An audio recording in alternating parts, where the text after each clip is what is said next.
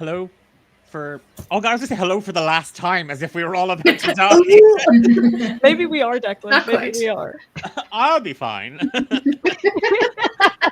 um, Reassuring. I know. I'm looking at the stat sheet, and I'm like, oh. I'm looking at my 16 health and going, uh-oh.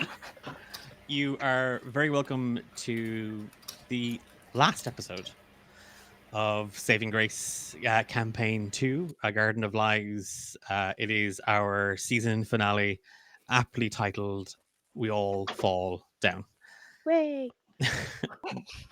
My name is Declan, and I am your dungeon master slash apparently evil, emotional, damage inflicting little psychopath that ran a haunted house for everybody. Uh, um, and I am joined by Emma, Soph, Eilish, and Tendai, who have all campaign long played an absolute storm, from selfish little academics to bloodthirsty, tortured lovers to revenge drenched little psychopaths to the absolutely indomitable titular Grace Stormfield, uh, our tragic heroine.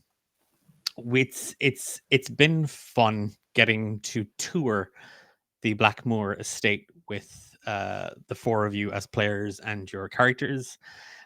We have a couple of bits and pieces that we want to kind of just go through with you before we dive into our final episode. First and foremost, just a quick flag for some friends of ours. If you're out there and you're looking at your shelf or you're looking at your little dice collection, you're like, you know what, I need more dice. I need some more TTRPG goodies.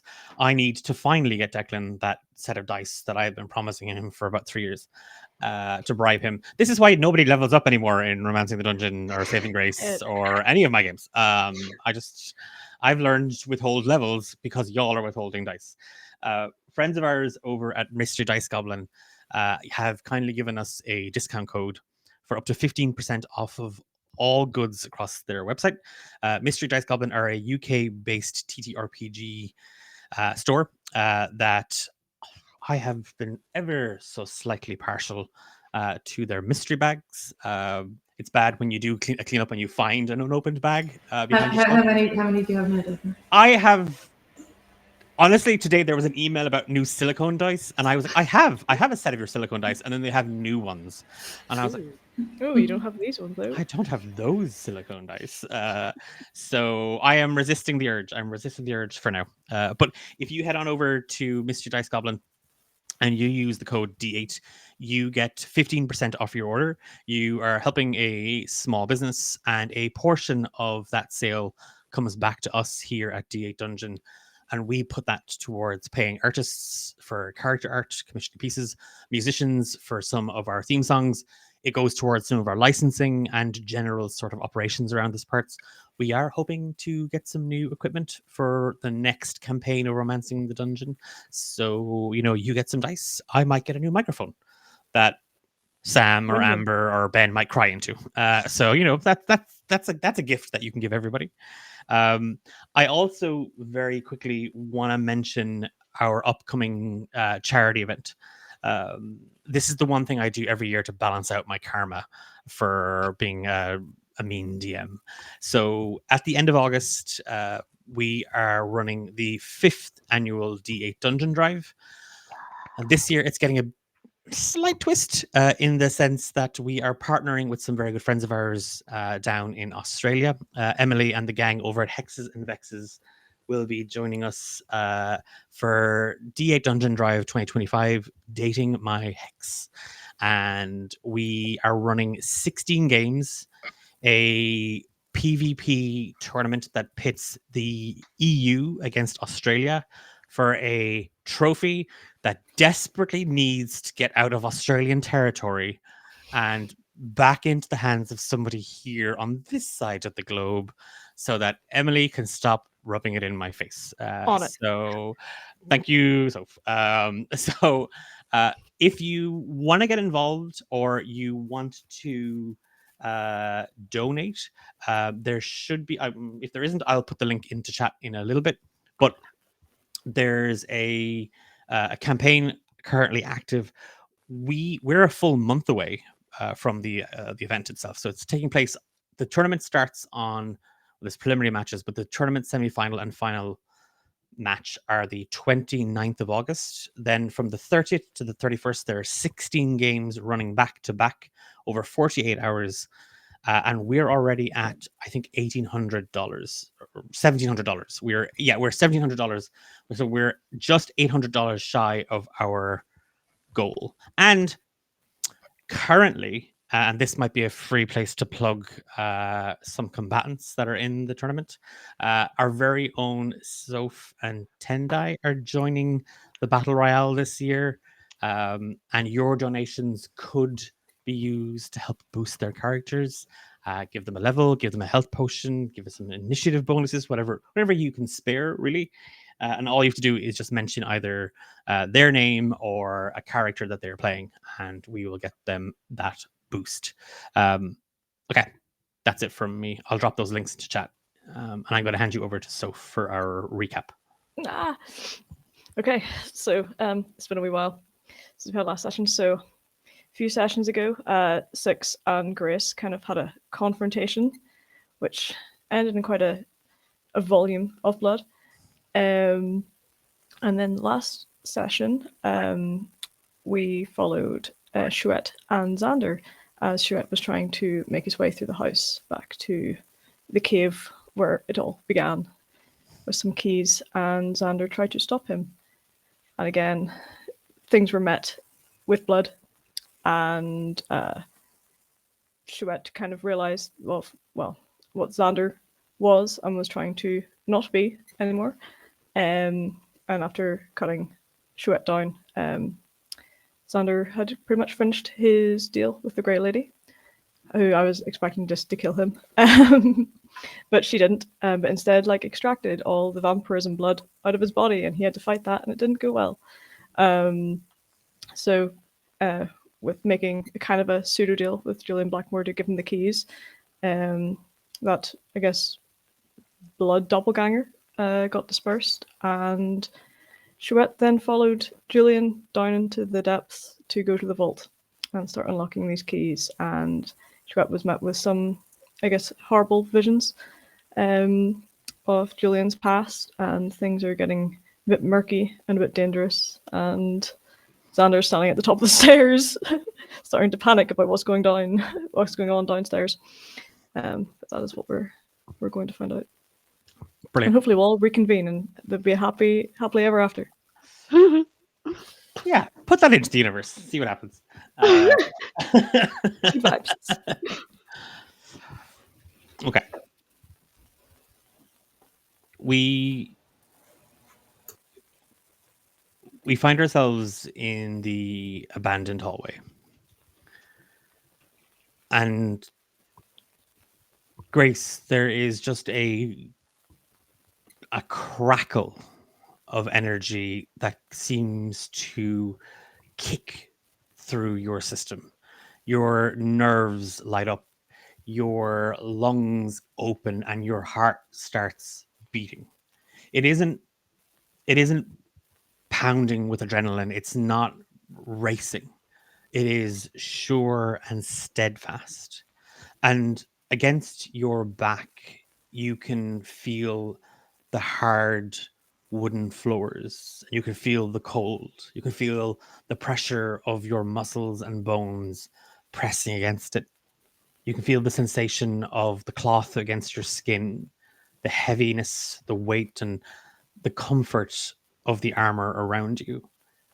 There is a taste of metal in your mouth, and you can kind of feel a roughness in your throat, like kind of a catching, as that first breath of air just sort of hacks out of you.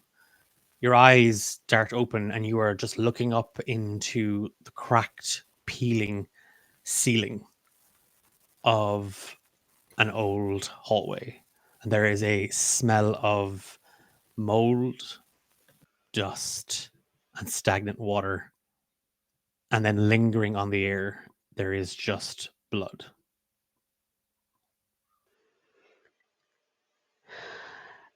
I'm going to first just kind of scan.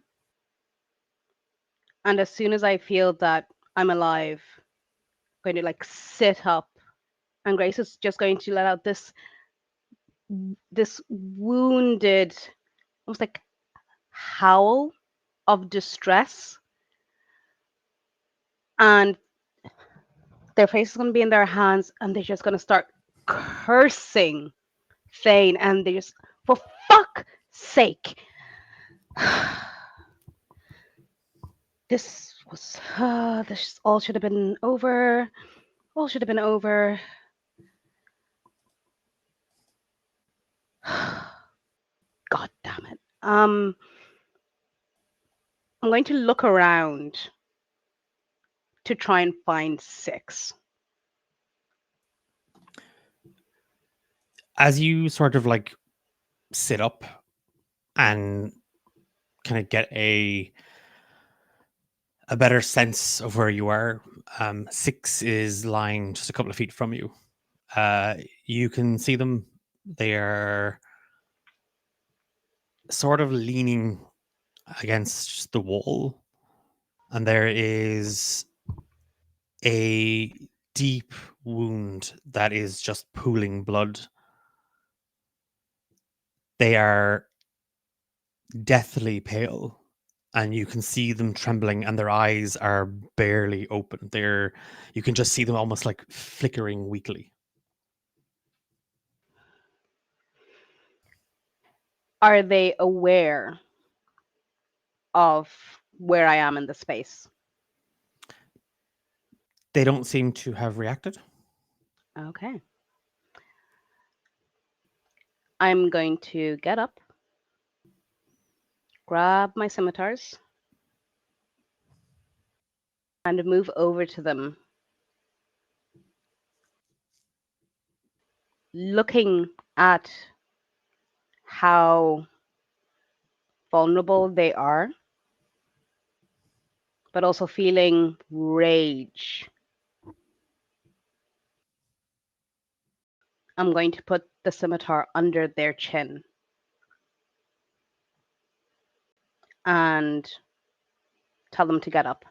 I want to see how they're going to react.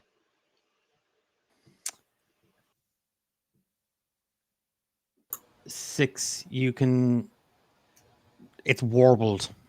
It's like someone's talking to you underwater and through a wall, and it's harsh. But you watch Grace as they just cough, and there's just a dribble of blood out of their mouth.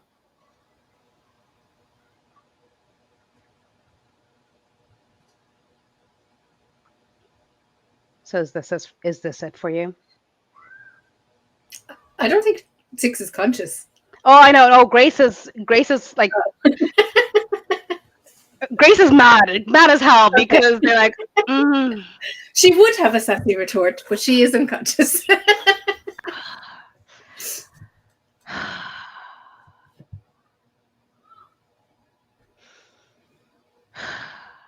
While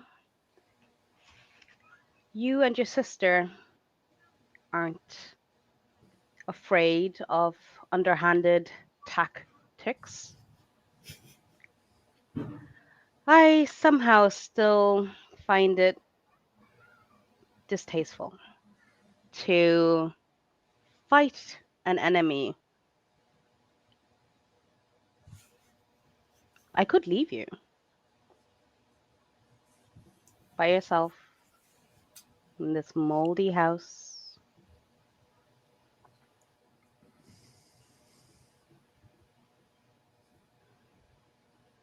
Question.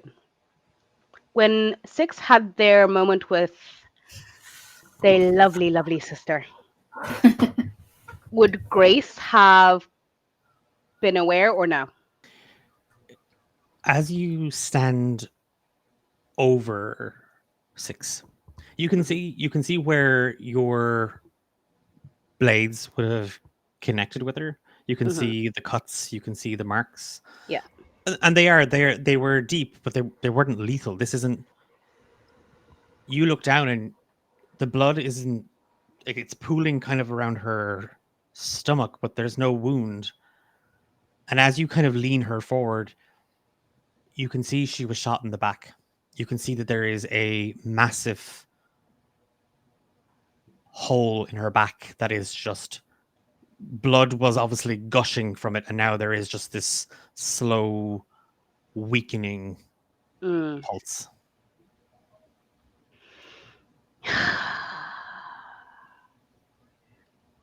Fuck. Grace is going to start going through their inventory. Not Grace's, Six's.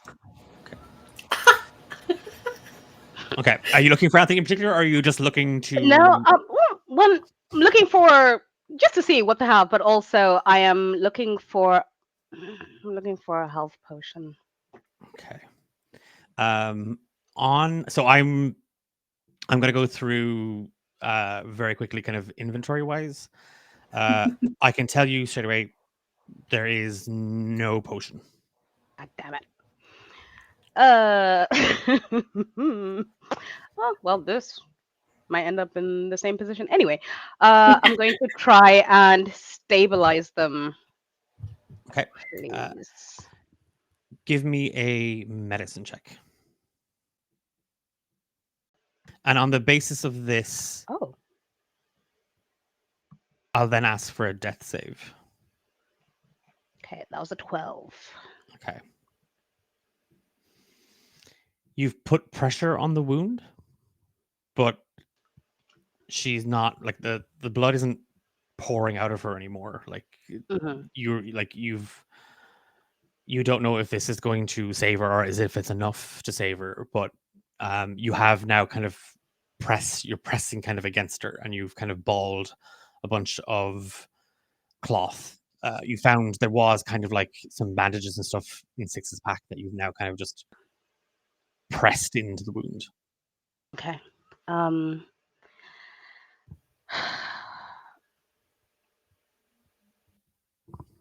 Well, one, I ain't no doctor. I'm going to try and I'm literally going to start kind of like slapping their face to be like, I don't know what sort of tricks you have up your shifty little fucking sleeves, but you need to do something because I can't. So you're either going to die there or. Give me a death saving throw, 6.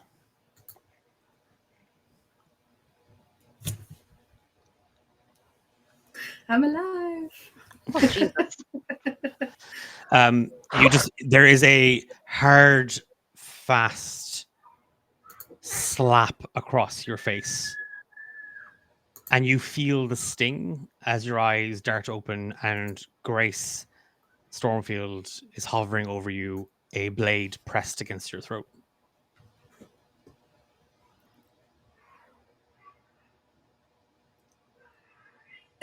She's gonna cough up more blood on it and just say, well, at least you didn't take me down on your own.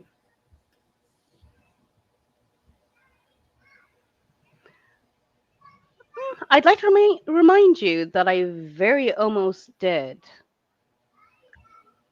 But it wouldn't have sat right letting you go like that. But just because you are breathing now and here, it is because of me.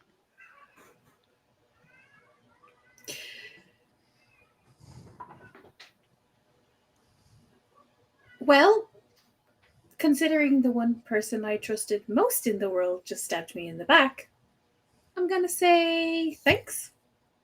Oh, your thanks is not what I want. She's gonna kind of back up away from the tip of the scimitar and be Oh, like, and it's gonna follow you. "What like- do you want?" If I let you live, will you continue on with the additional parts of your plan? I'm a little woozy. Can you what? You were first gonna kill me, and then you're gonna kill Reagan and that Oh part. no, I couldn't No? give a shit about them now.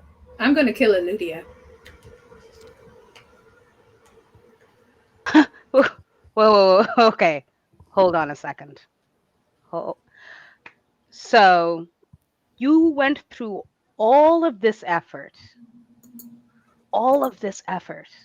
to get me here, to try and kill me for the person who put that massive, massive hole in your back. Yeah.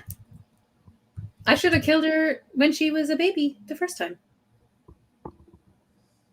Okay. Brutal, but hindsight 2020 and all that. And do you know where Ludia may be?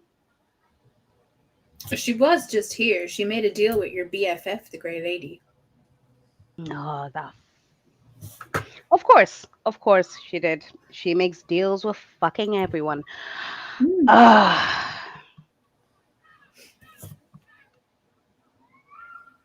I'm tired of fighting you and your crazy fucking sister.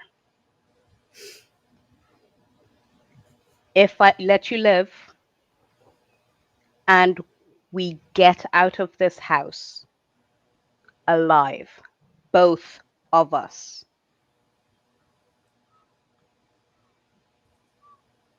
you will never hunt me again. She's gonna kind of scoot herself up as much as she can and then throw her hand out. Pinky promise. I'm not sure if I want to. You got a pinky, or it doesn't count. I don't know if I want to touch you. I know you fucking poisoned that letter. I don't trust you. I'm not poison. Are you sure? No. Thought so. Okay, air pinky. Fine. We'll get out. We're getting out this house, off this fucking island, alive. Both of us. If I go down and you let me die, I swear I will do everything within my power to never let you know a second of peace. But if you die, There are ways. Really? oh You no, really? no, I'm just kidding. We're BFFs now. No, no, we're not BSFs. I am not your little friend. Listen, We just need you're to the get only out of friend I here. got. Oh God. And like Grace is actually just gonna put like, What have I done? I'd like to remind you, I tried to be nice to you and your sister. Yeah, I was led down the Ah, wrong path. This is nobody else's fault. You and your sister, peas in a fucking pod. Peas in a pod. You deserved every bit of what happened to you up until the person you loved more than life itself stabbed you in the back. technically, she shot me with an arrow. Oh, fuck's sake. Jesus Christ, 6. Okay. We'll get out of this house together. You'll never hunt me again. But you need to kill Reagan. You need to kill her. Okay. You can't just let her walk. Okay. One of us has to do it. What are you going to do? There are plans for me or some bullshit thanks to my beloved dead husband who's really, really dead now, and he better stay fucking dead. Yeah, he was gross. I'm not going to turn into him again. No offense. I mean, I don't have the best taste in men either. Deacon. Okay. Hey, only exception. Okay. That's the deal. I let you live. We both get out of here. You kill Reagan. And you kill your sister. Deal.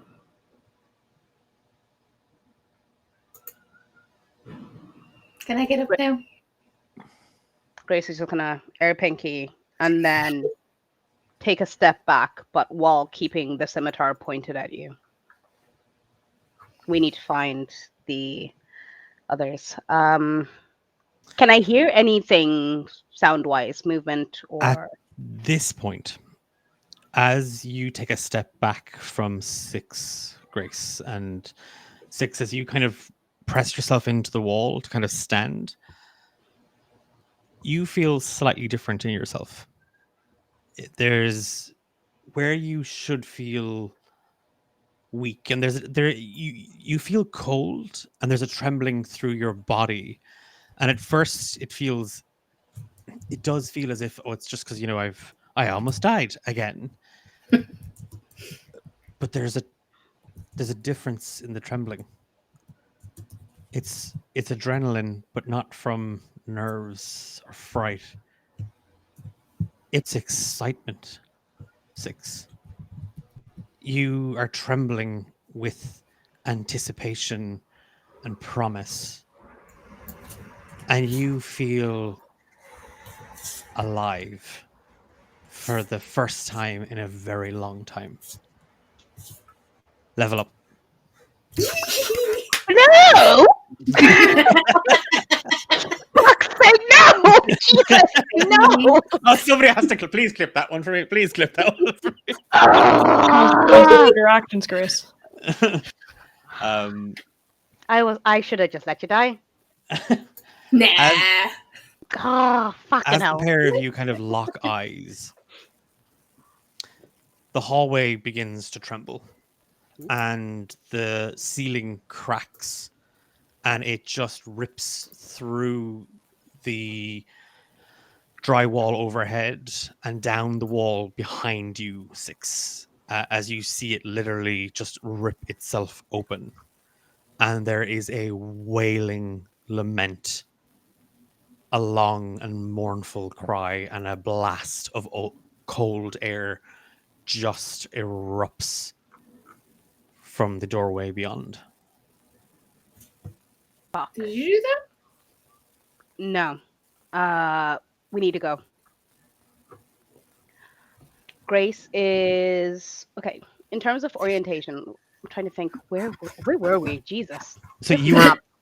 in the it was an abandoned room. So you had gone through a doorway, Yeah. and then that's where the pair of you, that's where 6 had laid her trap. And then you woke up in that sort of just kind of on the threshold of that doorway. So you're looking into kind of a crossroads or like a four-way corridor. You remember as you reorient yourself a little, Grace, that the door that you were looking through and into the room beyond, right across from you, was the door that leads to the library. Okay. I have a question. Am I back at full health now that I've leveled up? Yep, when you level up, you go straight back to the top. Beautiful. Extra spell for me. I swear, any hint of any shenanigans, and you're Oh, look done. at this one. It's called Murder Grace. It's a very specific spell. Homebrew. I made it just now.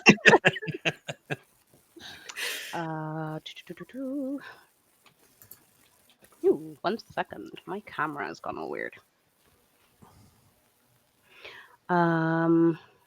Just do the Mua thing. Yeah, the Mua thing. Hey guys, welcome back to my channel. Yeah, it actually worked. It actually did. That's bad. Okay. And would this have been the same lament we would have heard before? You've heard this crying before. You one in the library. Mhm. Okay. Oh, We can't go back into the library, but we need to move. We can't stay here. where are the other two? I assume similar fate to us, went Ye- through a doorway. You saw Grace as you went through the door. This door. You saw They went Xander back. turn around and run back after. You don't know where she yet is, but you Mhm. saw Xander go back towards the library. Oh shit. Okay, Grace is going to literally shout Xander. Just be like, that Cool Runnings moment. You dead? Nearly. Yeah, man. There's no response. Nothing. Oh god damn it.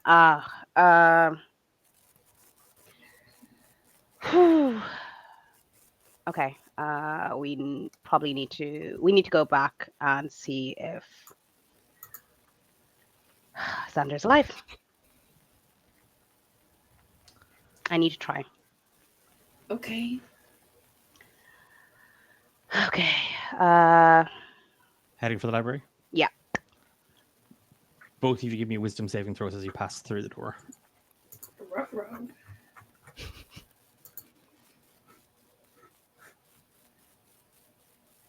Mm, mm, mm, mm, mm, mm, mm, mm. 14. I think this might be a net one. Hee hee. I don't even have to do nothing. She's gonna kill herself. Just kidding. Oh, wow. Wow. Oh no. What was it? Not great. A 3. That was a 3. Ruh-roh. As you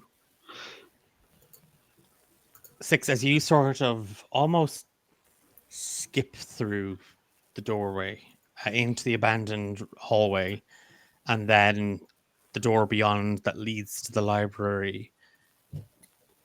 Grace, you following sort of hesitantly, cautiously behind the young changeling girl who moments ago was on death's door, but now seems to be so full of life. And not just because she's healed. There's something very, very wrong with her. As you move through the doorway into the abandoned hallway, and just you're literally a couple of steps behind Six, you feel something just brush against your right arm, and then long, wet, inhuman fingers wrap themselves around your wrist, and you can feel her presence and the smell of death and the whisper of moth. Well, Grace, how the student has become the master, making deals with the innocent. I don't think you know what that means. You put a target in front of little Six. You gave her hope and purpose.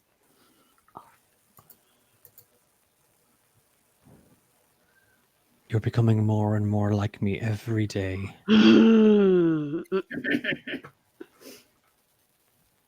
I've been called a lot of things. That is probably one of the most disturbing.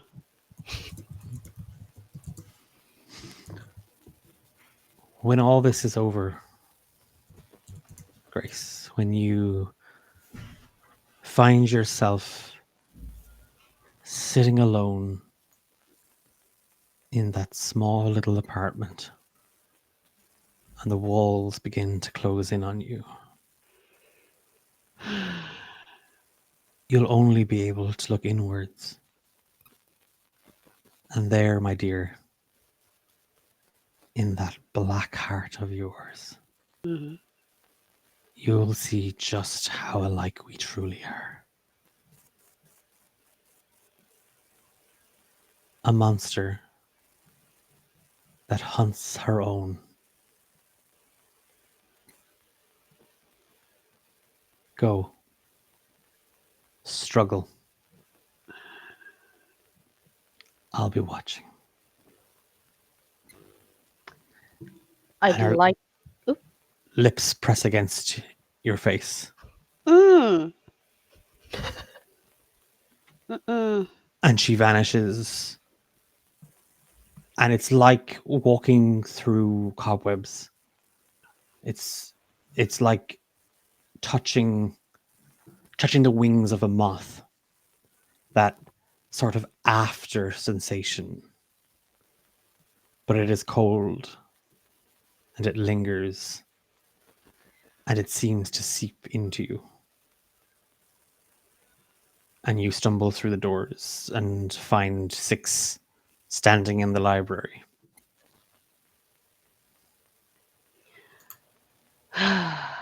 She always says, "This is the last time I'm going to speak to you. This is the last time I'm going to hear from you." No, no, no, no, no. Yet, she persists. Your former bestie, or the Grey Lady. Oh, gross. Yeah, she kissed me. Ooh. Yeah, I'll Are need to. we into that? No. I wish. You were Earlier into version of that? No. Oh, no. I haven't finished. I was gonna say I wish myself from a number of weeks ago could help me remove that feeling off my cheek, but I'm sure I'll find some very strong cleaning supplies of some sort. Xander? The crying gets softer. Xander doesn't reply. And you can hear it drifting, that sobbing, drifting on the air through the door in front of you. Do we want to go towards the crying?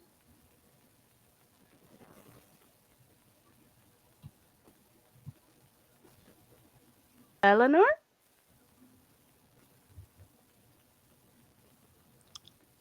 Books come flying off the shelves.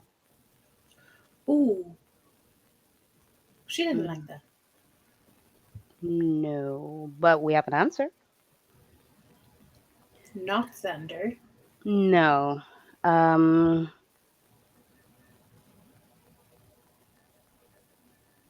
You wait. You can hunt. You can track prey, right? I guess. Fucking guess. What do you need to do that? I don't understand the question. What am I looking for? You need to find Xander. Oh. Yeah, I can't do that. Okay. Well, no.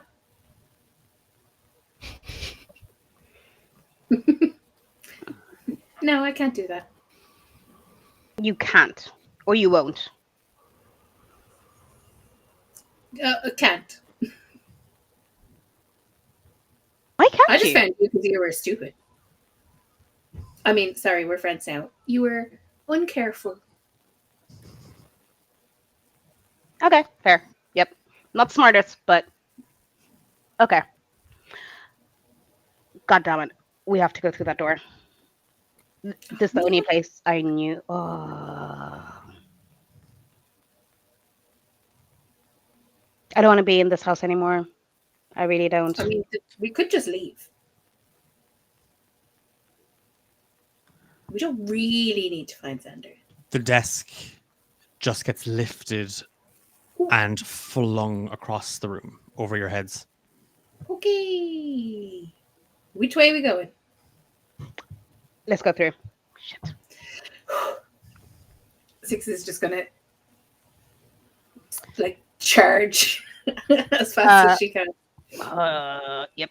Give me a dex saving throw. 6 at disadvantage. Oh man! I love the word charging through. Well, 3. Ooh, 17. Okay. It's in this moment, 6, you, like with the desk, that old mahogany desk just flung overhead, and Grace says, just go through the door. You bolt for it.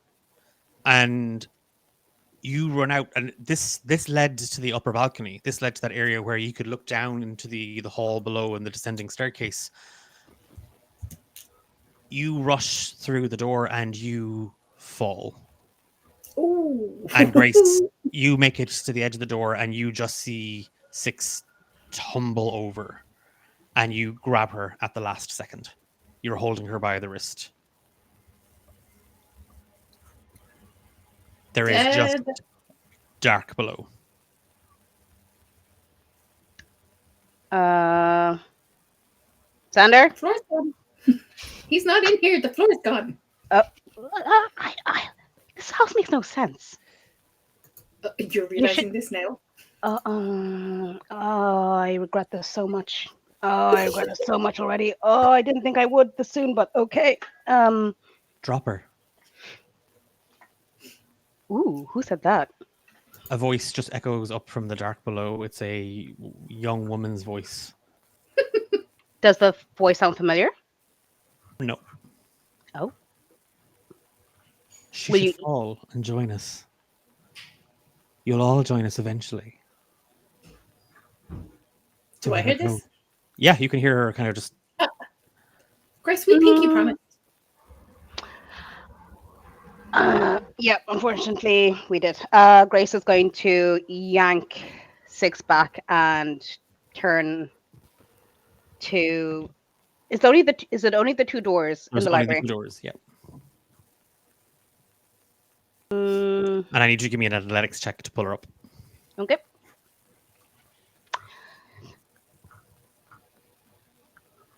Mm, 26. Okay. Strong.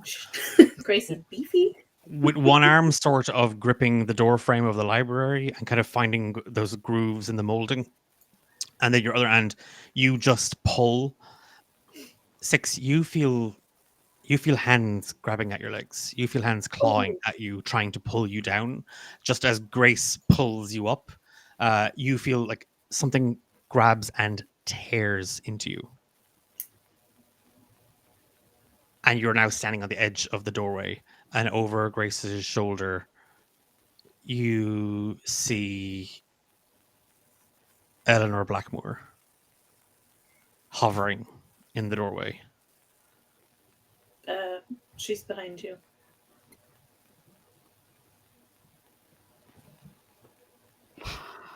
Oh, fuck. Okay.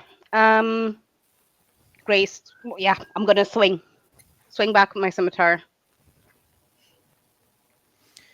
Give me an attack roll.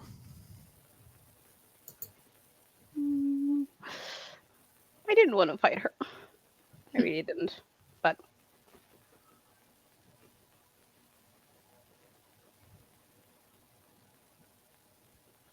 what was that? Did that come up for you? Let me have a look. See. 17. No, it didn't come up for me, but a 17 will hit. Okay, deadly.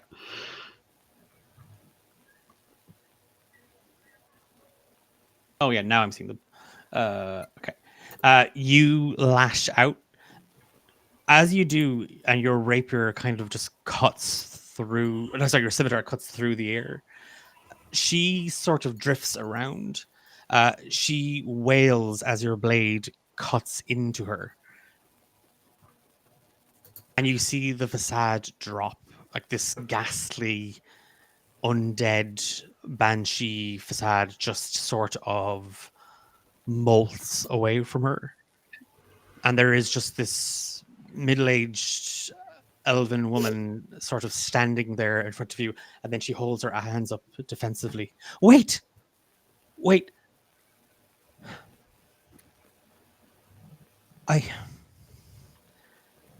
I need you to take me to Julian.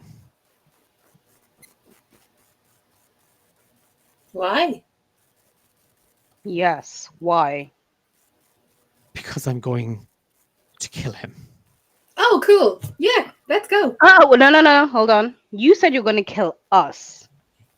Yeah, but she didn't. I'm a very trusting person. I can see that. It's alarming, to be honest. You should know better. Julian is the source of this house's power, and I am exhausted. That's what I was trying to help you earlier, but you all like, oh no, you're a monster. Yeah. You I don't took understand. my hand, Does she? Thank you. and you allowed it. Well, yeah, it was kind of gross. It was very gross. His methods, very questionable. But how was I to know that I'm sorry it happened, but we're just trying to get out of this place and survive your psychotic husband. Will you actually kill him if we help you? Yes, And you won't try and kill us? I have no quarrel with you, Grace Stormfield. No. What about 6? She is of no consequence. Unfortunately.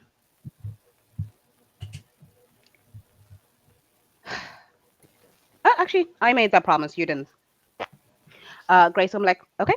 Where is he? You know, And she points over your shoulder.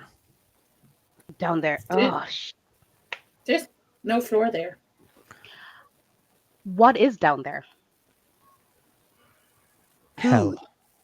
Oh, okay. So that's where all the souls of, I assume, the dearly departed in this place are.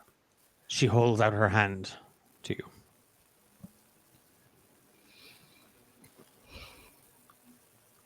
You have to take me there. Wait, no. Okay, when you say take me there, do you mean you jump in me to go there, or?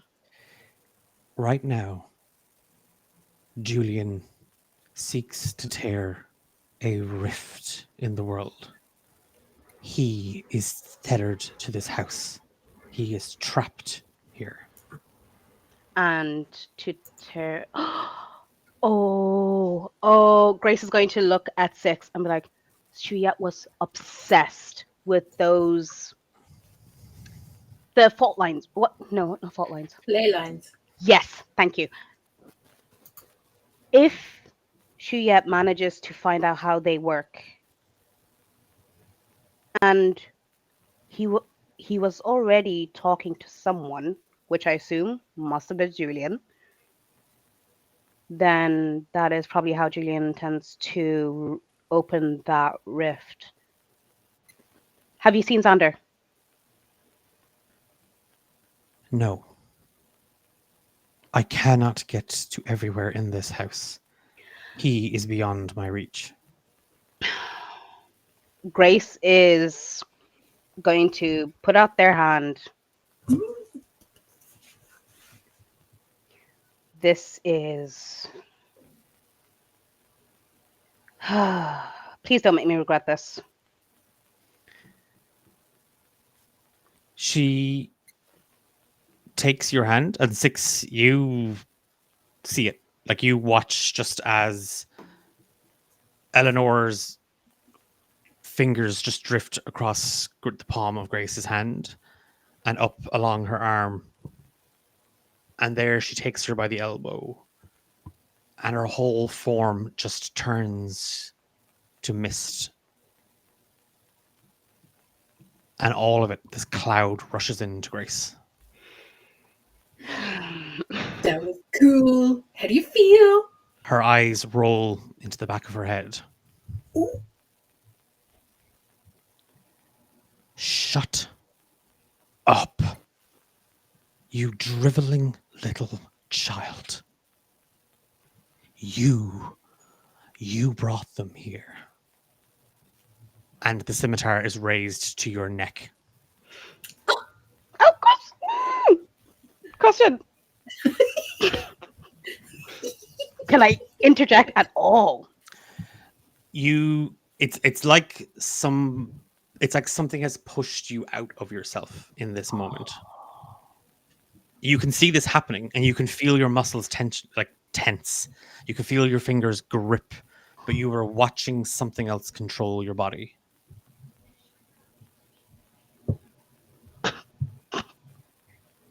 Technically, I only brought Grace here. The rest of them were not part of the plan.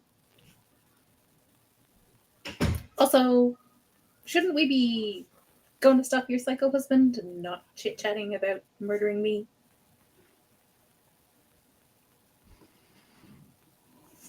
I have seen the very worst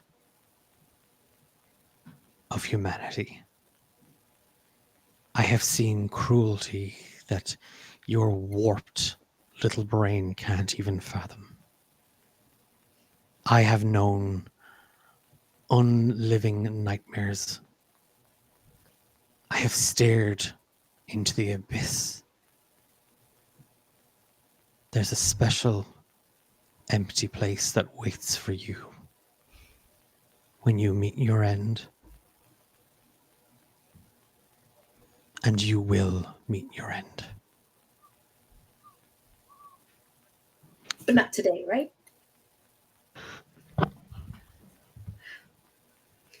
She shoves you. And then both her arms just wrap around you as you fall into the dark. And the whole house seems to turn as you fall. And you feel it rushing up around you, just this dark. There are dozens, hundreds of voices screaming out. Some with remorse, others with this chaotic, almost euphoric insanity, laughing, begging you to join them, to come and be part of them. Others lamenting their fate, screaming to be saved. And you stumble through a door, and your feet almost slip. Six. And standing there, looking incredibly exhausted, weary, bloodied, and bruised, Xander Vernicier. And the pair of you find yourselves in the underground lake. No. Ooh, Again. you look wretched. I feel wretched. Oh, you haven't met me at 6, have you? Yeah, his eyes dart between Grace and Six, and he raises an eyebrow. Okay. Who are you? I don't even know if it's time for introductions. Six has been trying to kill me since I killed their sister a long, long time ago. This is who was Thane. And before that was Byron. Nice to meet you. Trond, Xander Vernicier. But you've met me. What am I on about? I've lost a lot of blood. Yes, clearly.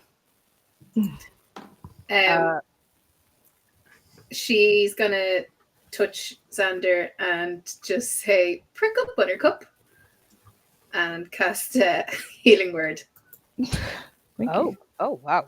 Jesus. Okay. for like 13 HP. Ooh, I will take it. Wow. Okay. Thank you. Oh, and also, Xander, just to warn you, Eleanor Yes. is She appears behind Grace. she wants to kill Julian. I said I'd Where help. is my husband? I can only imagine down those stairs with Chouette. We had a bit of an altercation, shall I say. Oh, Where are the keys? he has the keys. Yes, like I said, part of the altercation. Shit. You notice that Xander's kind of breathing heavy, and he even when he's been like badly injured before, he hasn't breathed. And there's probably like a little slightly more like color to his skin. Well, even though he's lost a lot of blood, so he's pale as shit right now. But slightly more flushed than what he has been since like the last time you saw him. What happened to you? Got what I came for, but maybe at the wrong time. I'd say yeah. Yeah. Mm. Mhm. We need to get out of here as soon as we can. Grace is going to. Can we see Shuyet or some idea of where Shuyet might be down there? You can take it though if you want to, because Xander kind of like gestures towards like there was like loads of like stone steps downwards, wasn't there? yeah, the lake had parted and there was just these stone steps down into this darkness. So I may have nearly killed Chouette, and then I nearly died, and then Julian appeared and took the keys, and Chouette went down the stairs, and I haven't seen or heard from them since. I didn't dare follow. I've been kind of licking my wounds. That is understandable. Julian is trying to free himself from this place by opening a rift. I believe Shuyet and his ley lines are. We'll let that happen. He is. Whew, character. Anyway, let's go. Yes, no, Chouette seemed quite intent on opening that vault. I don't know if will get what he wants, or if it's a lies and manipulation. What? I don't Why know, would we'll he find. want to open the door? I don't know. I think there's some knowledge or something he wanted. Of course, some knowledge he wanted. I don't pretend to understand magic. All of this time, Xander, as you and Grace and Six, like as you explain what's happened and where Shuyet has gone, and you're trying to figure out why maybe Shuyet's doing this, Eleanor has not taken her eyes off of you. His eyes kind of flicker towards her when he notices. Are you alright? Well, clearly not, but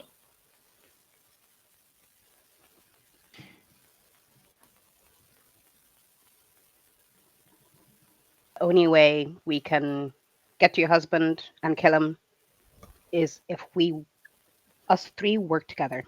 Well, us four work together. I will not work with the likes of him. What do you mean the likes of him?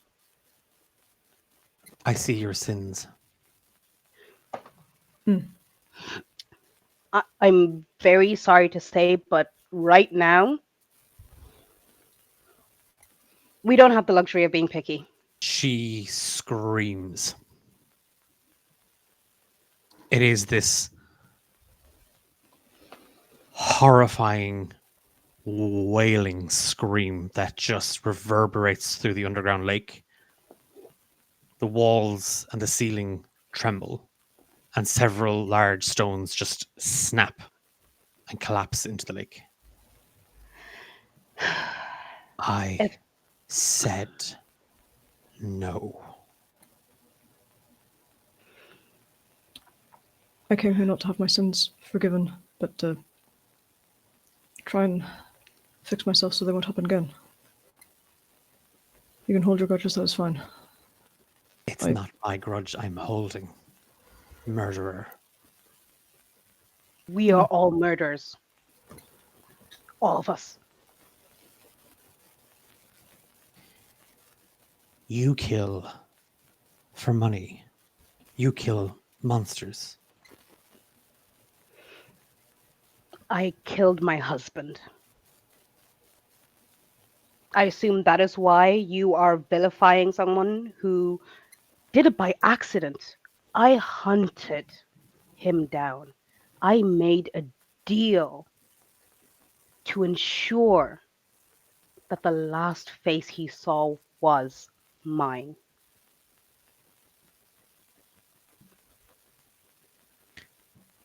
Then I will not work with you either. Okay, let's go. I need all of you to roll initiative. Fuck's sake. Am I out of this? So I'm going to ask them for their initiative roll, Yeah. and then we're going to get that, and then we're going to shit. So you are not in this initiative. Net 20. Okay. Oh my god, I don't have dice. What the hell? God, someone should really send you a mystery dice book. Somebody should send me some. Good thing I have sets right beside me at all times.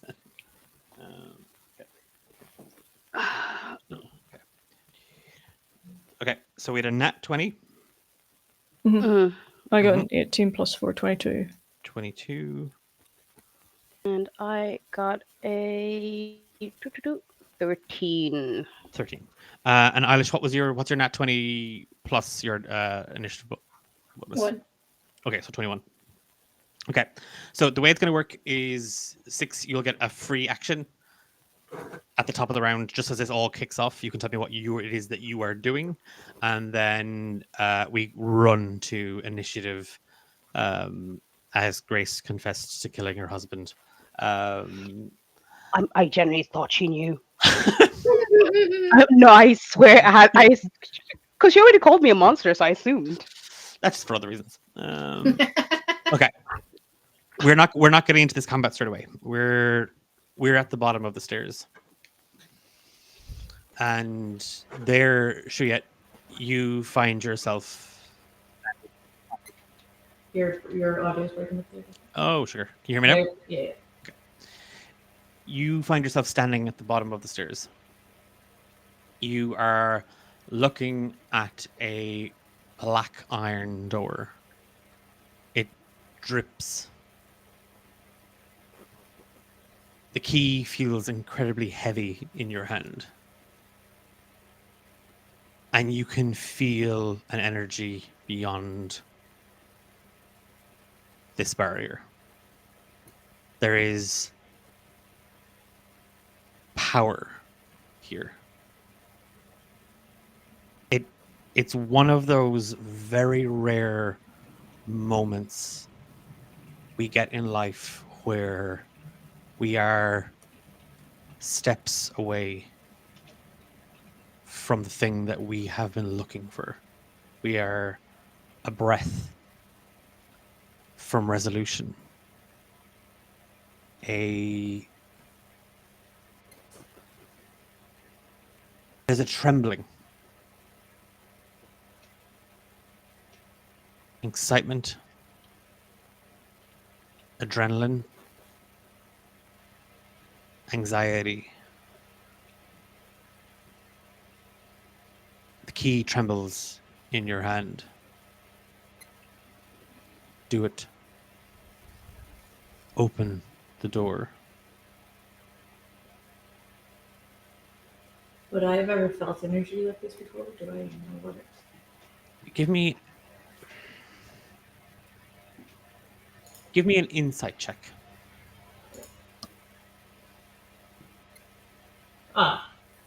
Not 20 plus 4, 24.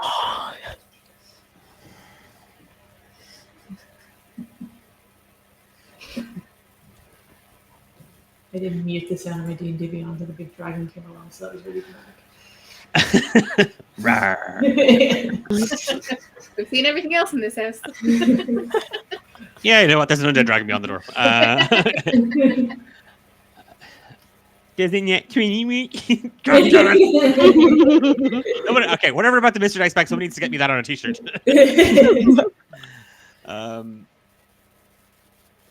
As you hear Julian's voice whispering in your head,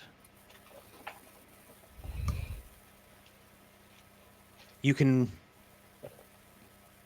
feel, you hear it, shit. You can hear your own heart pounding. You can feel it, just this quickening beat. There's this exhilaration. Everything you've ever wanted, everything you've ever needed lies beyond that door. And as you reach out to it, it's like it's almost like you can see these invisible vapors that seem to seep through the little crack at the top of the door where the frame and the door itself meet, those little tiny minuscule gaps, as if what lies beyond is heaving to get out. It's magic. It is raw, arcane energy. The same energy that you have reached out to countless times. To turn a page, to light a candle, to conjure water, to seal a passageway, to change your form, to read the stars. It is innate to you, to who and what you are and what you can do. There is this inherent connection, as if some sort of invisible thread is woven between you and this thing that seems to transcend the metal barrier and the door, as if it's not even really there. You are connected to this. A vein, a tributary, a thread, a line.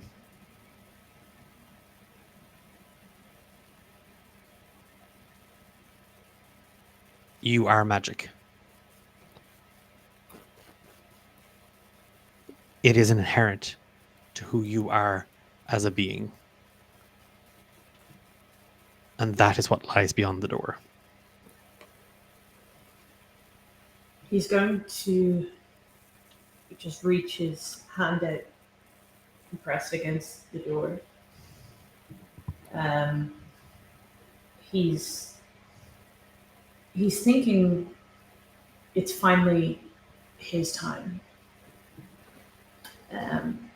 The people he spent the last number of days with,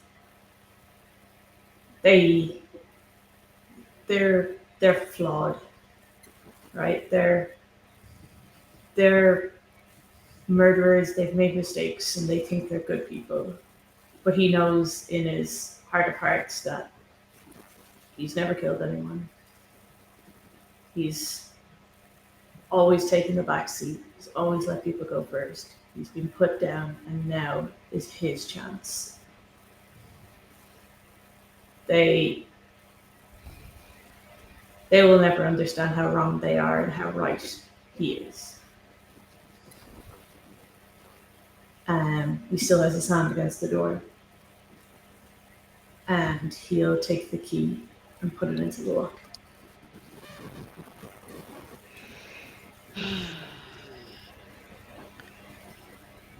You are on the precipice of pure discovery. Open the door, Shiat. Take your destiny into your hands, my boy.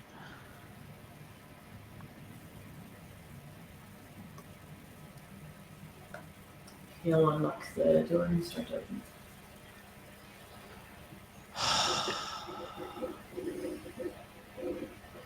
Thank you. Hundreds of tendrils of light just begin to creep and crawl through the gap in the door as you open it. They are heaving. And the door is just in your hand, forced open with that crack. And you just see this brilliant light beyond. And I need you to give me a wisdom saving throw.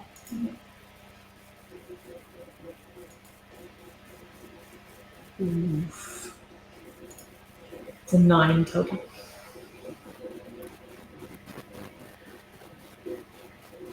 As you stare into this wall of light, there's this little speck. You can just it's there in the distance. And you kind of have to blink because at first it doesn't feel like it's really there. It just feels like there's like a little dust. And when you blink and you kind of rub at your eye, that speck is a little closer. And the itching gets a little more severe, that sensation. And now your eye begins to burn.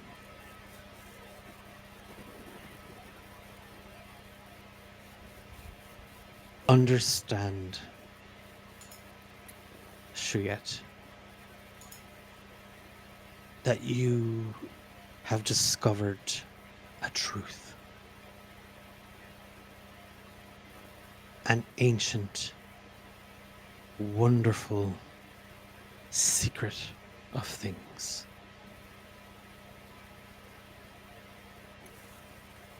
Power corrupts. And the light turns black. And that speck is now in front of you. And you see this gnarled, ancient, blackened corpse. Hands bound up over their head. Their face, the skin, almost sort of stretched over it, and they're frozen. Just this look of rage, a scream that reverberates as tentacles wrap themselves around you. I will show you more. And you are pulled into the void. And the door slams shut.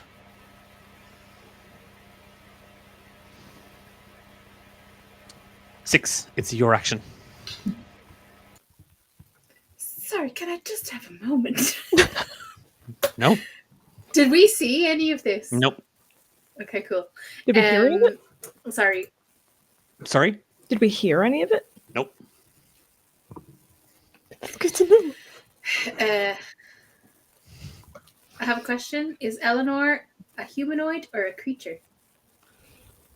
Neither. Oh, Yeah, she's neither.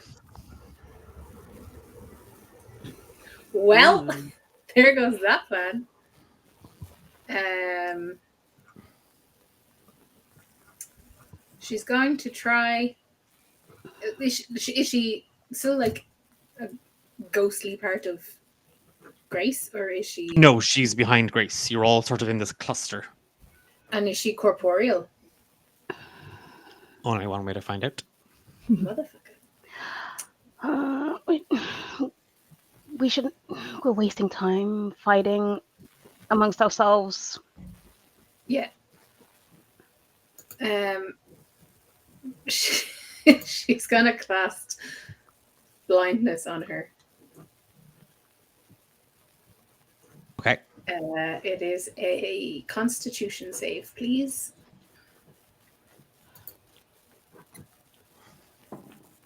That's a 10. You fail. Right. So you are blinded for the duration. And Six is going to say to her, we are not your biggest problem right now. Help us stop your husband before this entire world comes down around us.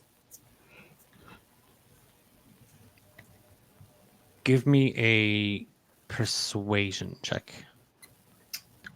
At disadvantage. Oh, you motherfucker. That was a dirty 20. Or a 9. Okay. I mean, you shouldn't have cast blindness on me first. I just wanted to hold her.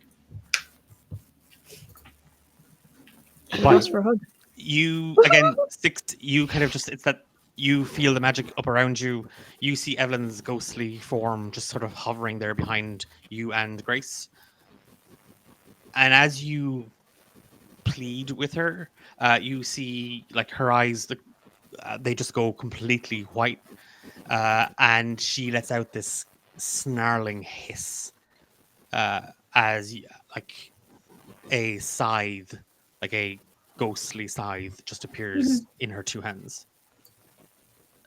Xander, top of the turn order, and I need you to give me a Constitution saving throw, please. Constitution.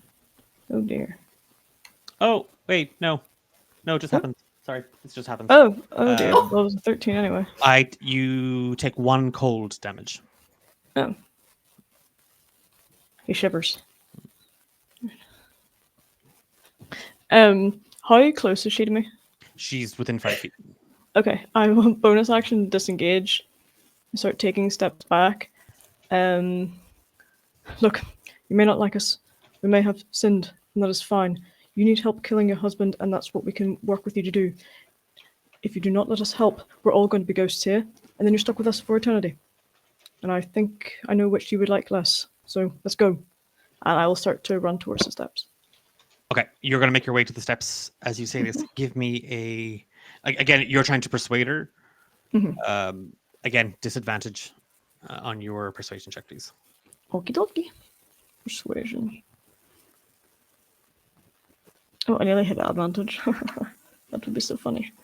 I also got a 9. Okay. She I'm really again, bad at this.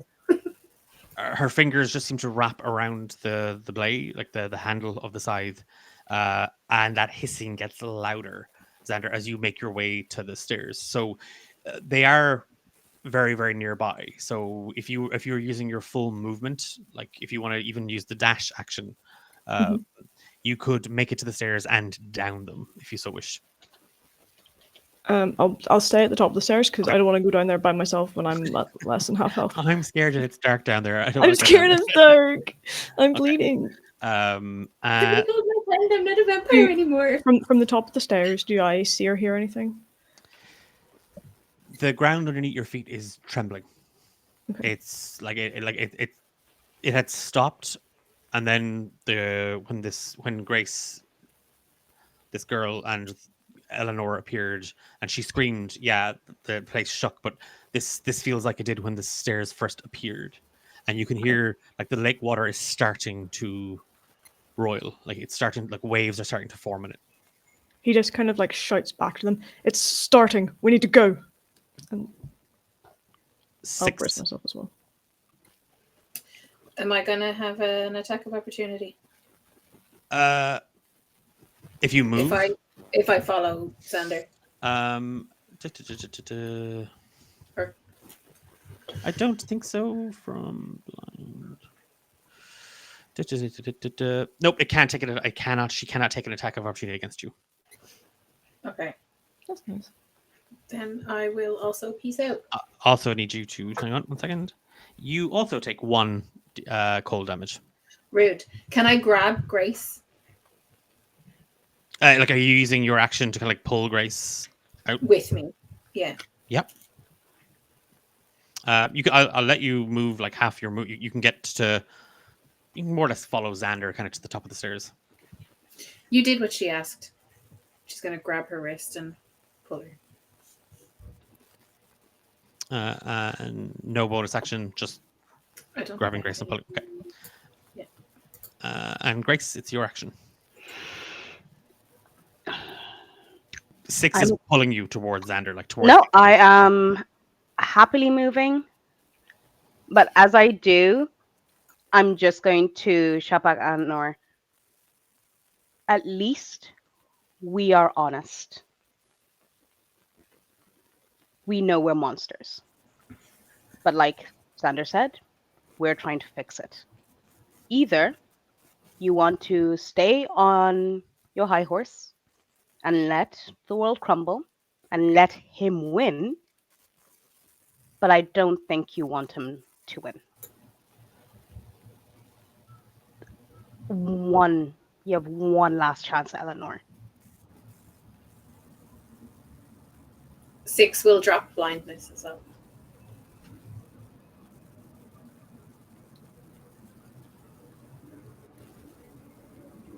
Persuasion check. From Grace? Grace. Any disadvantage? Nope. But I'm not Oh. giving you advantage either. Okay, I will take it.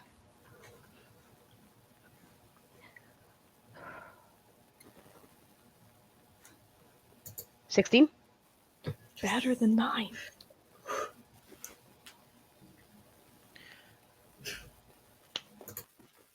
There's a moment where 6, as you pull back on the magic, you like it's yours. It's you can feel this connection,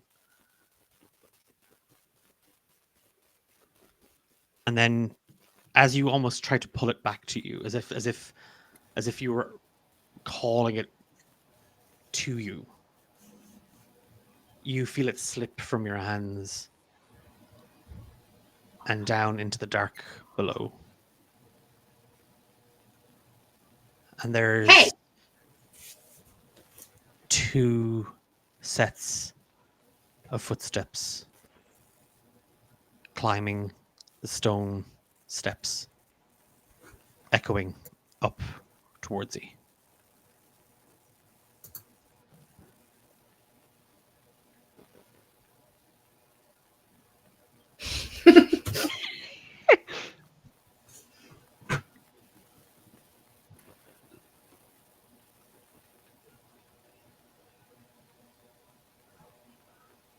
I have come to understand you make promises, Grace Stormfield.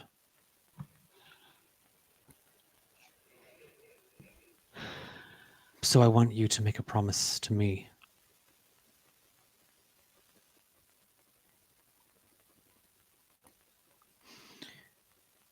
Julian has returned to his home. He cannot leave this place. He feeds off of us, our energy.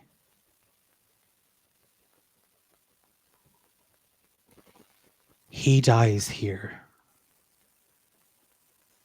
or you do. And she surges forward to you. And as she does, her elven form just withers and dies.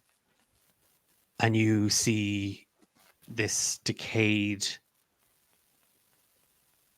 body hovering in front of you. Her face wrapped in bandages, her left hand holding the scythe, her right hand missing.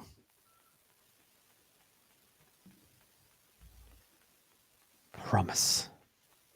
He dies, or you do.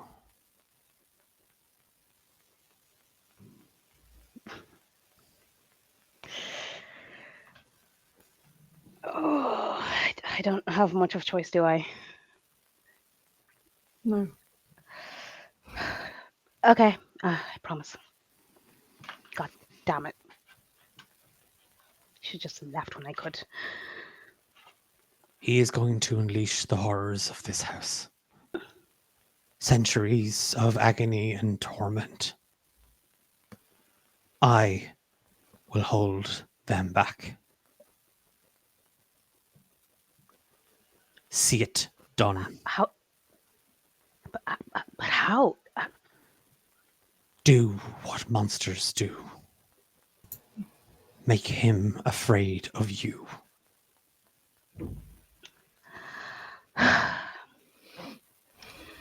You heard the lady?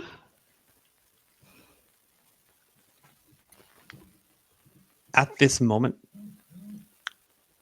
the dark of the ceiling above seems to just drop. And you see that there are specters and creatures clamoring and climbing down. She tilts her head back and her jaw opens. And the air just grows still as a sound so inhuman screams from her soul. And the footsteps in the dark get closer. Shuyet. Gain 2 levels. Oh. Shit. Rude. Xander, 6. And Grace, what are you doing? Oh, I thought I was about to gain a level there too. Oh, no, sorry. No. That would have been nice. That You would've got been nice. you got redemption. You got narrative redemption. And what does that get me? No, I'm Yeah. squishier and easy to kill. But the fans love you. Oh god. From the top of the stairs, can we see Shia clearly? Oh no. Just darkness below. Can I, like, I'm gonna take Emily's crossbow from my back and aim it. And 6. She's gonna wild shape, but I haven't decided into what yet.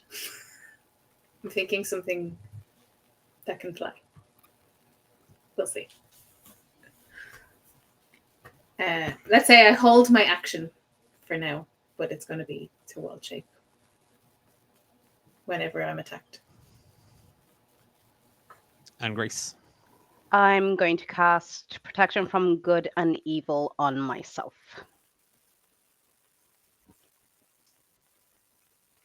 The 3 of you stand there. And the lake just goes completely still. The darkness overhead frozen. The undead form of Eleanor Blackmore locked, her body tense, her head and neck stretched back. And you can hear the footsteps getting closer.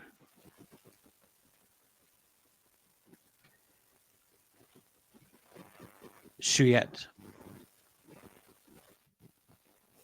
the world and all of its secrets are yours and mine to discover.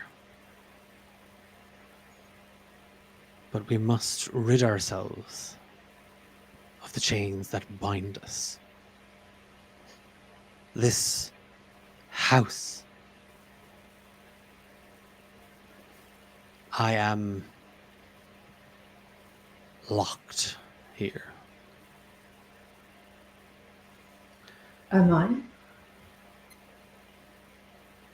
You are my key.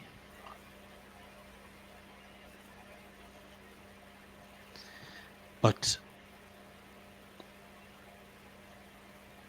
the power we need to free ourselves must be taken. And that price must be paid in blood.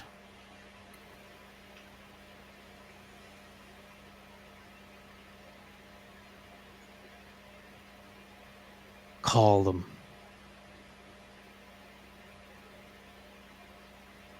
Bring them.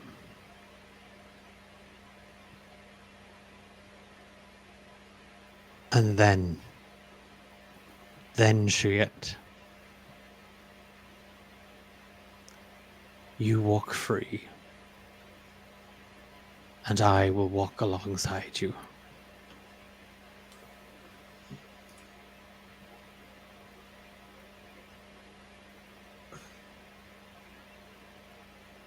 This chains, are they only binding you?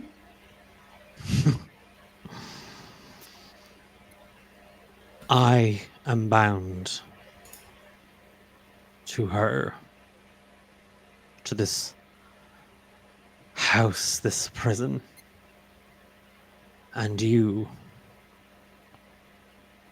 And his arm just warps into this tendril, and it slithers up along your arm, and it locks onto you. Are bound to me.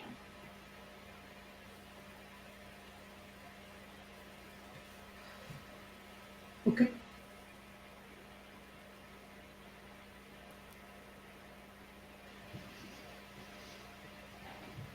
He steps back.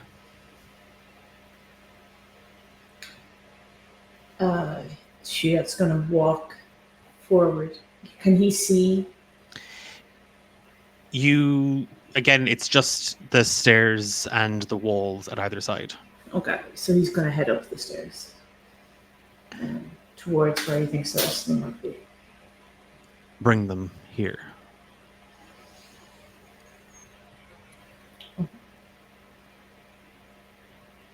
Xander, can you hear me?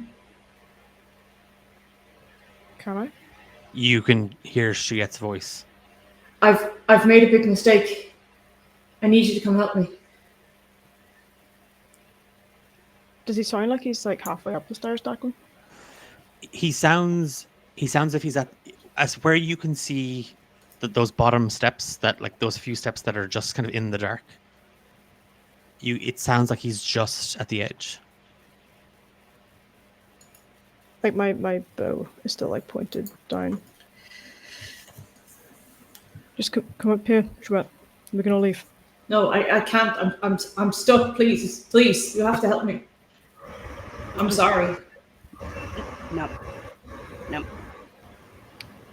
That's Xander, the most words I think I've heard him say this entire time. Which goes to show. No. try to warn him. Does he sound genuine, Declan? Can I do a Deception check. yeah? You can indeed. My deception score. Oh, that's not. Oh, that's a 6. Do I need to roll insight? What's your passive insight? My passive insight is 14.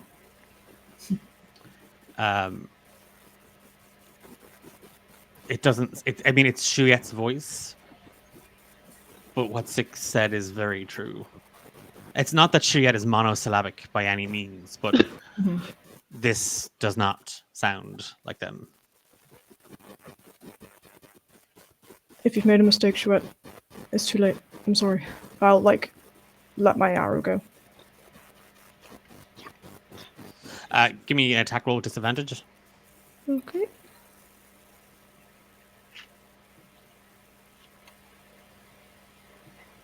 Uh, 17.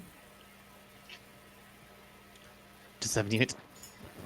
Sure does. Okay. And then the damage.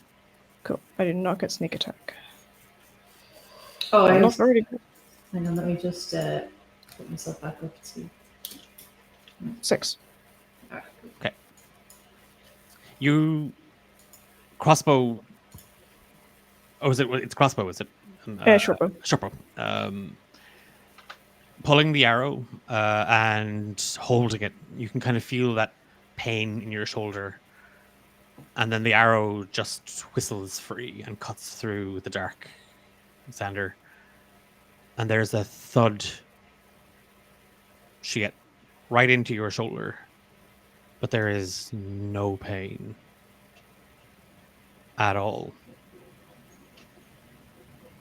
The arrow just melts.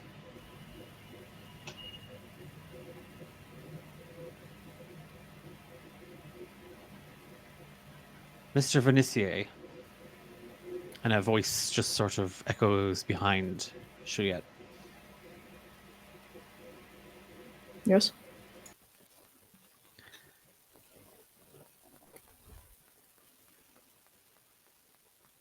I can give you her back.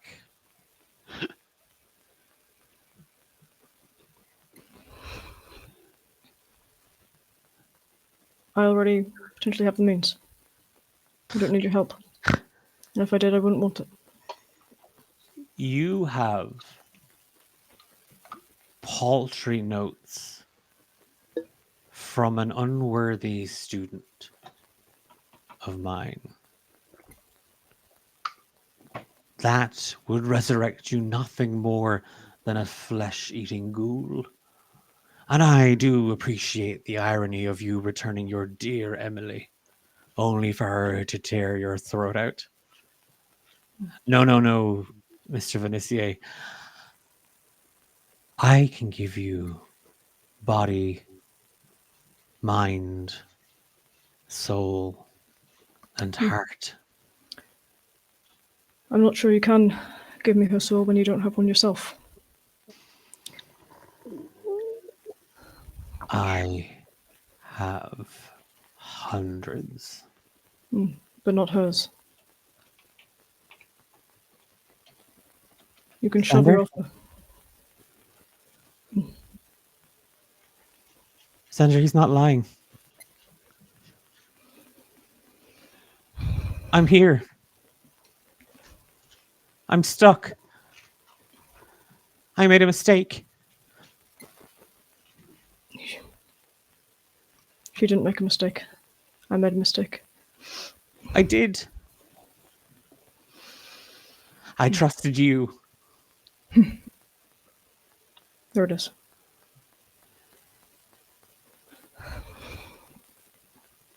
Monster. Yes.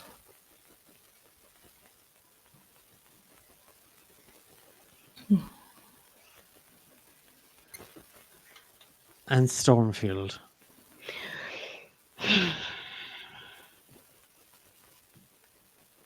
Yes. How long do you think dear sweet Eleanor can hold back all this house has contained for centuries?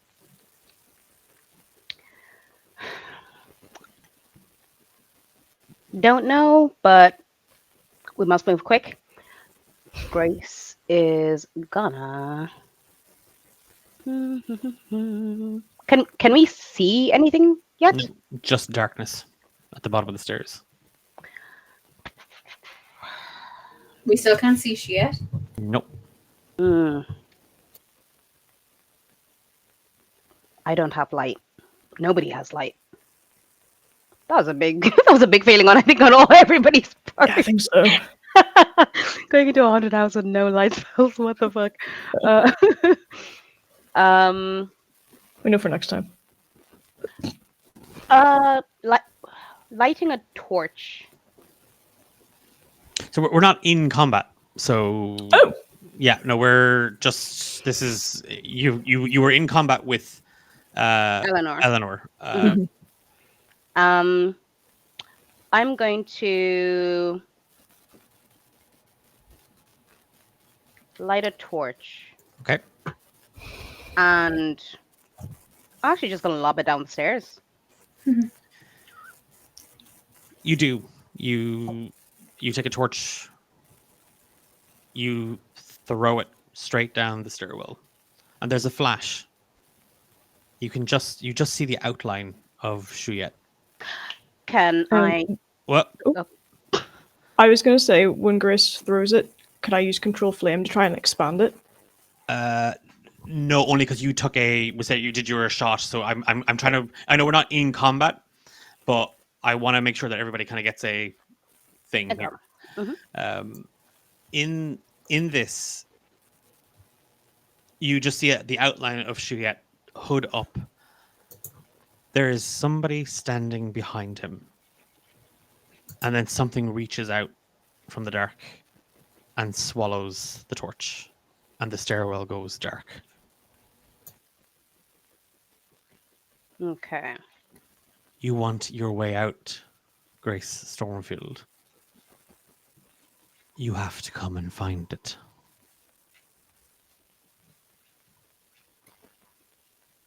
How far away is Shuyet? Looked to be about 70, 80 feet. 6. What are you doing? I think she would have wild shaped into, I don't know, an eagle, something like that, to follow the torch, like above, and then seeing the shadows swallow it, she would have kind of come back around. Need a dex saving throw. Ruh-roh. Ooh. I believe in Do you. it. Thank you.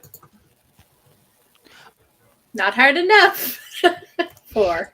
Okay. Did you just do that as 6? I just rolled it on D&D Beyond. 'Cause Okay. I don't have any dice to hand. Oh no, that's fine. But you are in eagle form, so you would have used eagle stats. Oh, well then it's a So we're going to take. 6. It doesn't matter. Okay, that's okay then. That's fine. That doesn't change anything. You again in that moment where you watch as Grace just kind of throws the torch. You fly straight down with it, like it's just this darting thing, and you see Shuyet. As you sort of swoop back, just seeing, and you just saw this writhing mass of tentacles just swat the torch, swallow the light, and you turn, and then something swipes at you, and you crash down into the steps and take 4 bludgeoning damage Rude. and 1 necrotic damage. Ruder. Okay.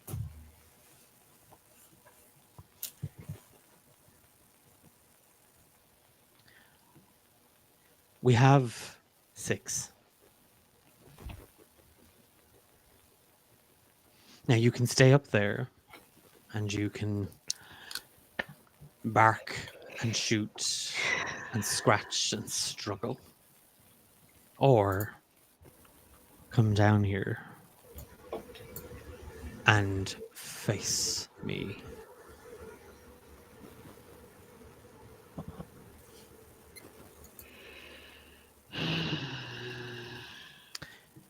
Shit. Eleanor buckles Oh, and she's on one knee, Oh shit. and the darkness presses down. Do we just run in and try and tackle them? No. Oh god. Shuyet, there's a scratching sound. That flick of dust in your eye. It's there, and like you can. It's again, it's instinct. You kind of just claw at it, like you struggle to kind of get it out. It's like there's grit or something stuck behind your eyelid. And you can taste salt and brine. And you can feel the wind on you. And you just scratch and scratch and scratch. And you can hear the sound at the back of your skull.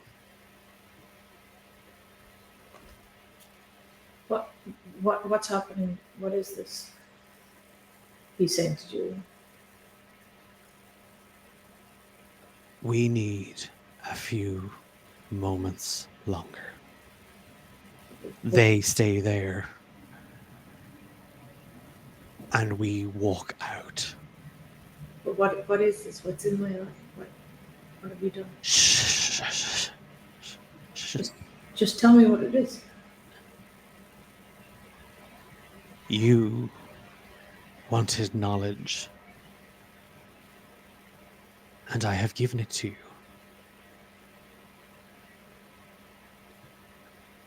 You are my key, Shuyet.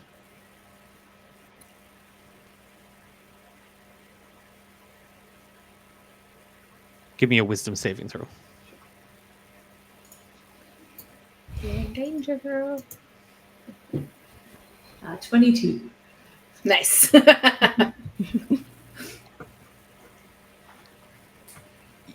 You feel something stick in the back of your throat. And as you hack, it feels like there's a dry coating of like phlegm there, and you hack and you retch. And Six, you can hear this. You can hear Shuyet like gagging.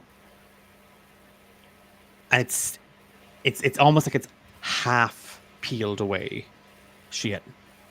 And as you reach into your mouth with your fingers, you pull on it. It's a piece of cloth. It is a wet, black, rotting piece of lace that you pull.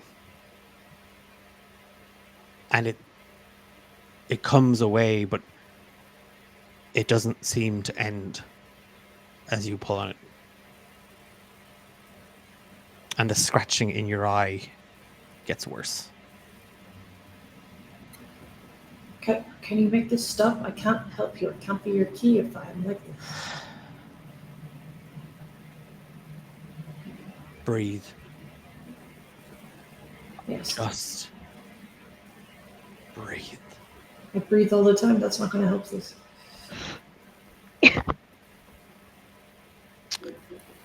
What's everybody doing at this point? Xana just kind of like throws a look to the others. Oh, Well, it's just you and Grace. You can't see Six anymore. oh yeah, birdie time. Grace, we have to do something. I don't know what, but I don't know if standing here feels like a bad idea as well.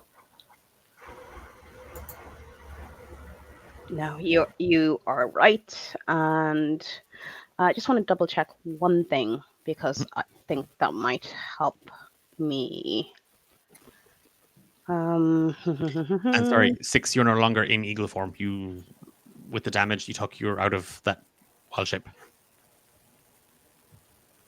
So I'm just kind of on the ground. Ooh, nasty. Do I see this other person beside Shiet? Yes, you can. It's this husk of a human in a suit that's a little too big for him.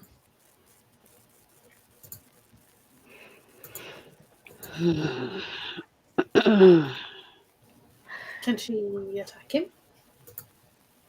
You can give me a dex saving throw.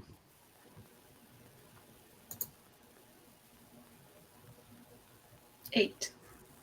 You go to move, and a shadow just wraps itself around your arm, and you are sort of hoisted up against the wall. Damn it. Shiet, what is this? I don't know. You have to help me. I've done. Help you? This is your fault. How? You opened the door. She doesn't know that. Of course. Who else would have opened it? I didn't do that. They took over. I didn't. I was just there. I tried to stop them. Insight check.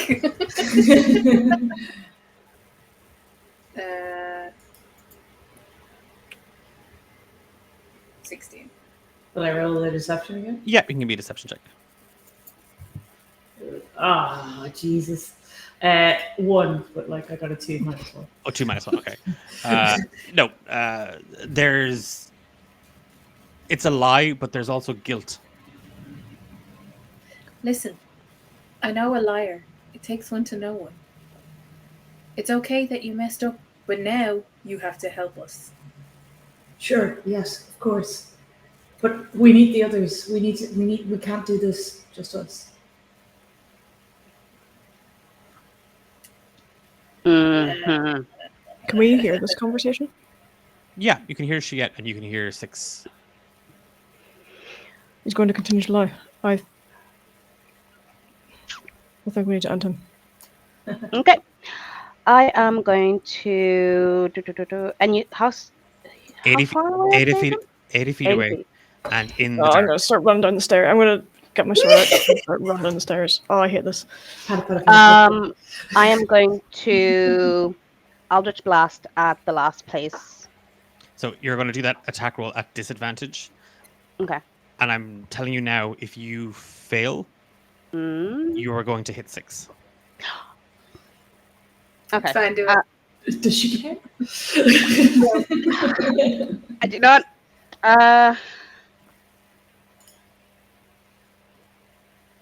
Okay, fuck it. Yep, I'm gonna go for it.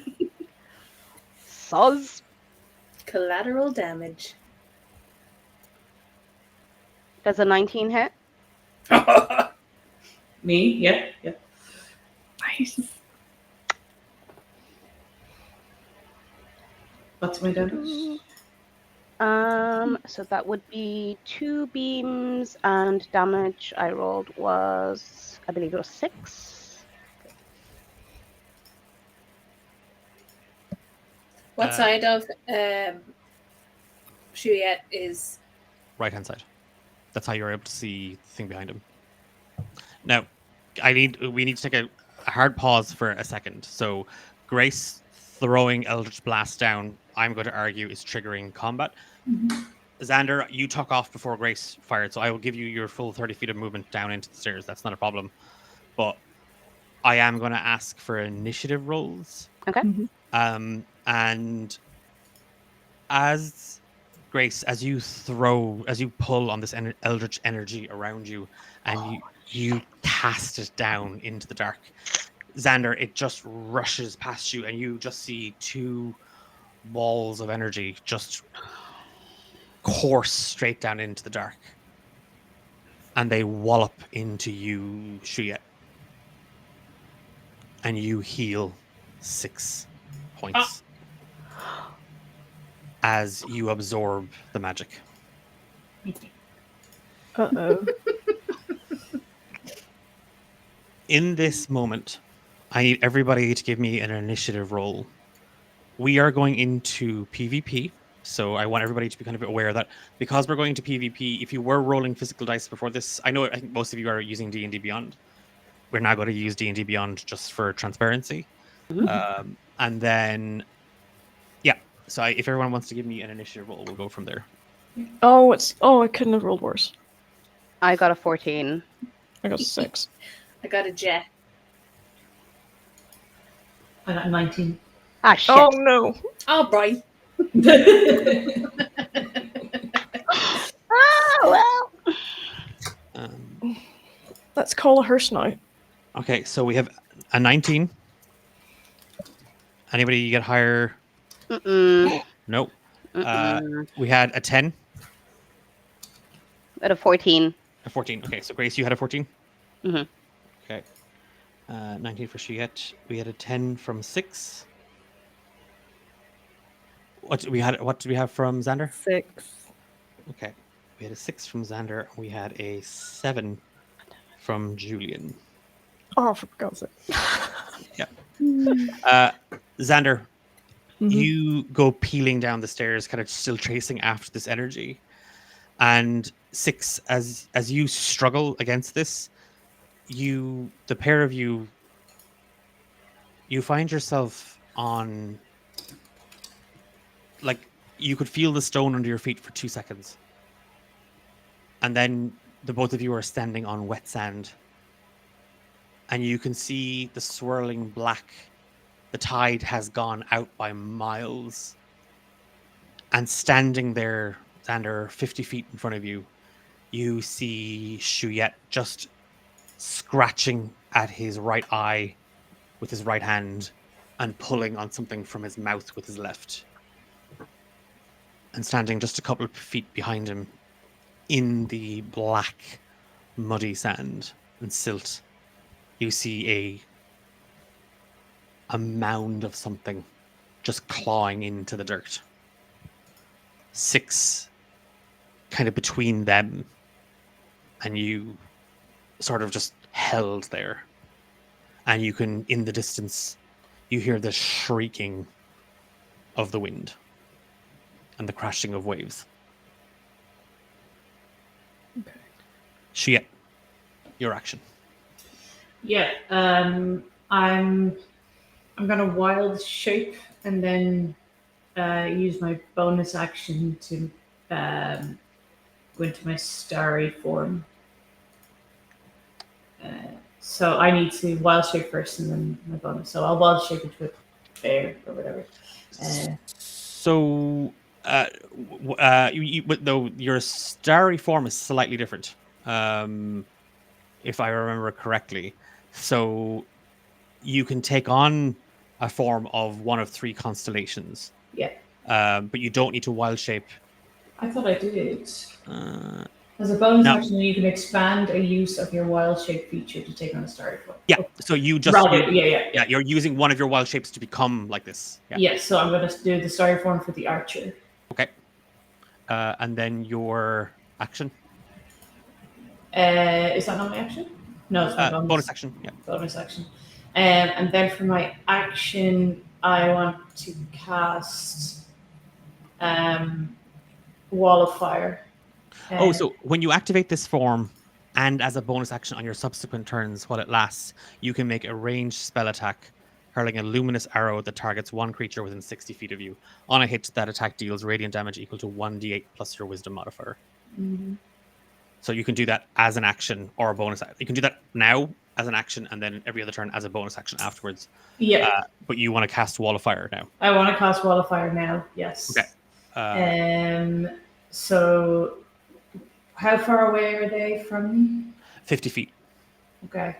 So what's the range? Yeah, I can cast it. So I want to cast it along where they are, so they're in it when it's being cast. Okay.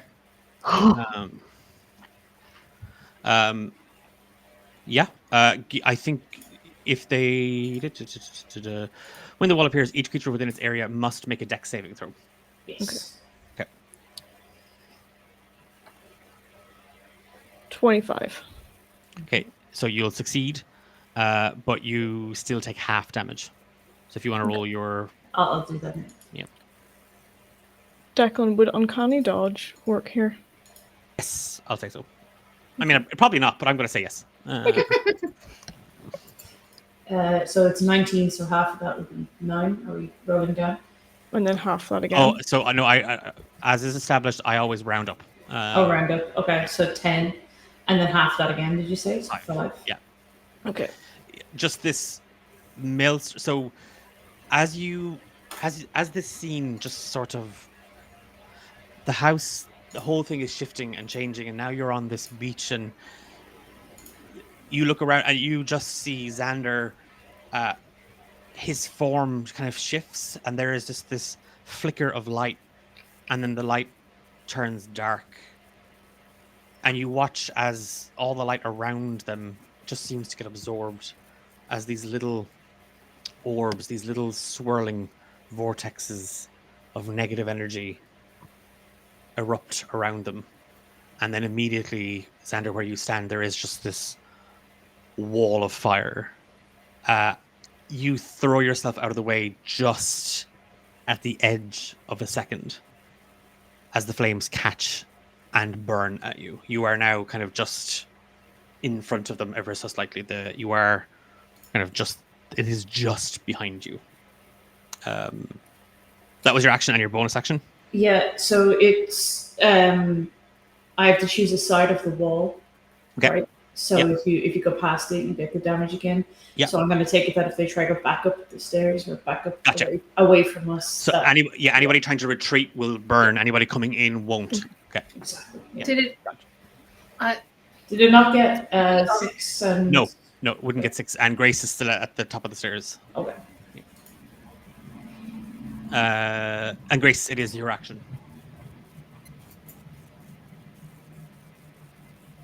You Immediately. did.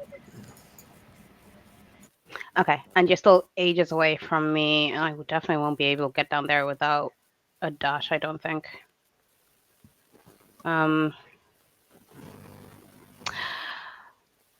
Yeah, sure. I will. Wait, can I see Juliet now? No. No? You're still standing in the underground lake. Okay, I'm gonna make my way down the stairs.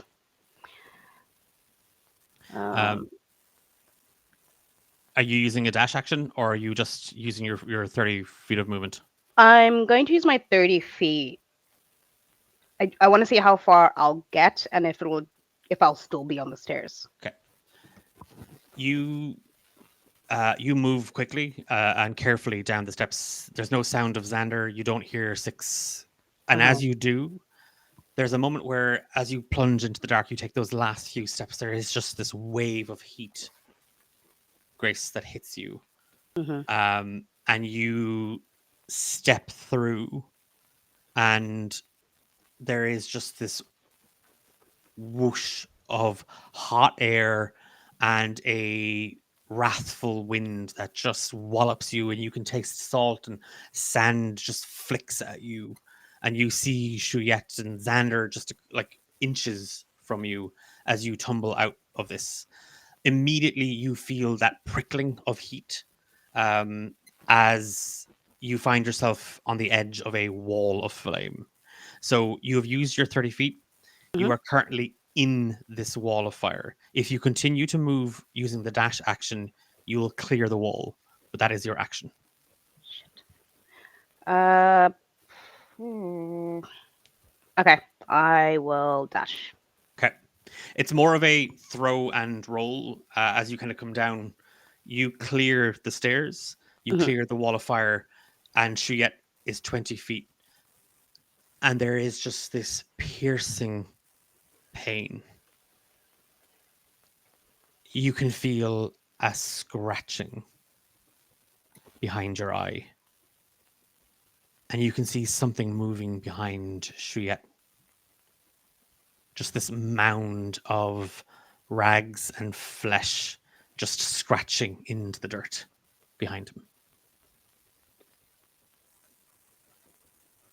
Bonus action. Bonus action, I am going to... You said 20 feet. 20 feet. Yep, you're 20 feet from Shit.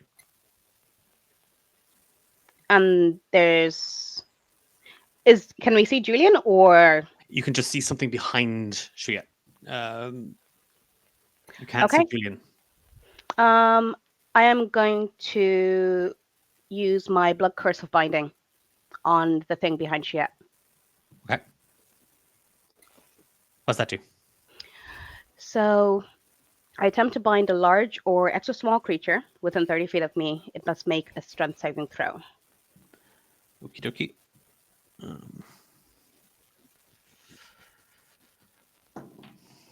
That's an 11. Nope.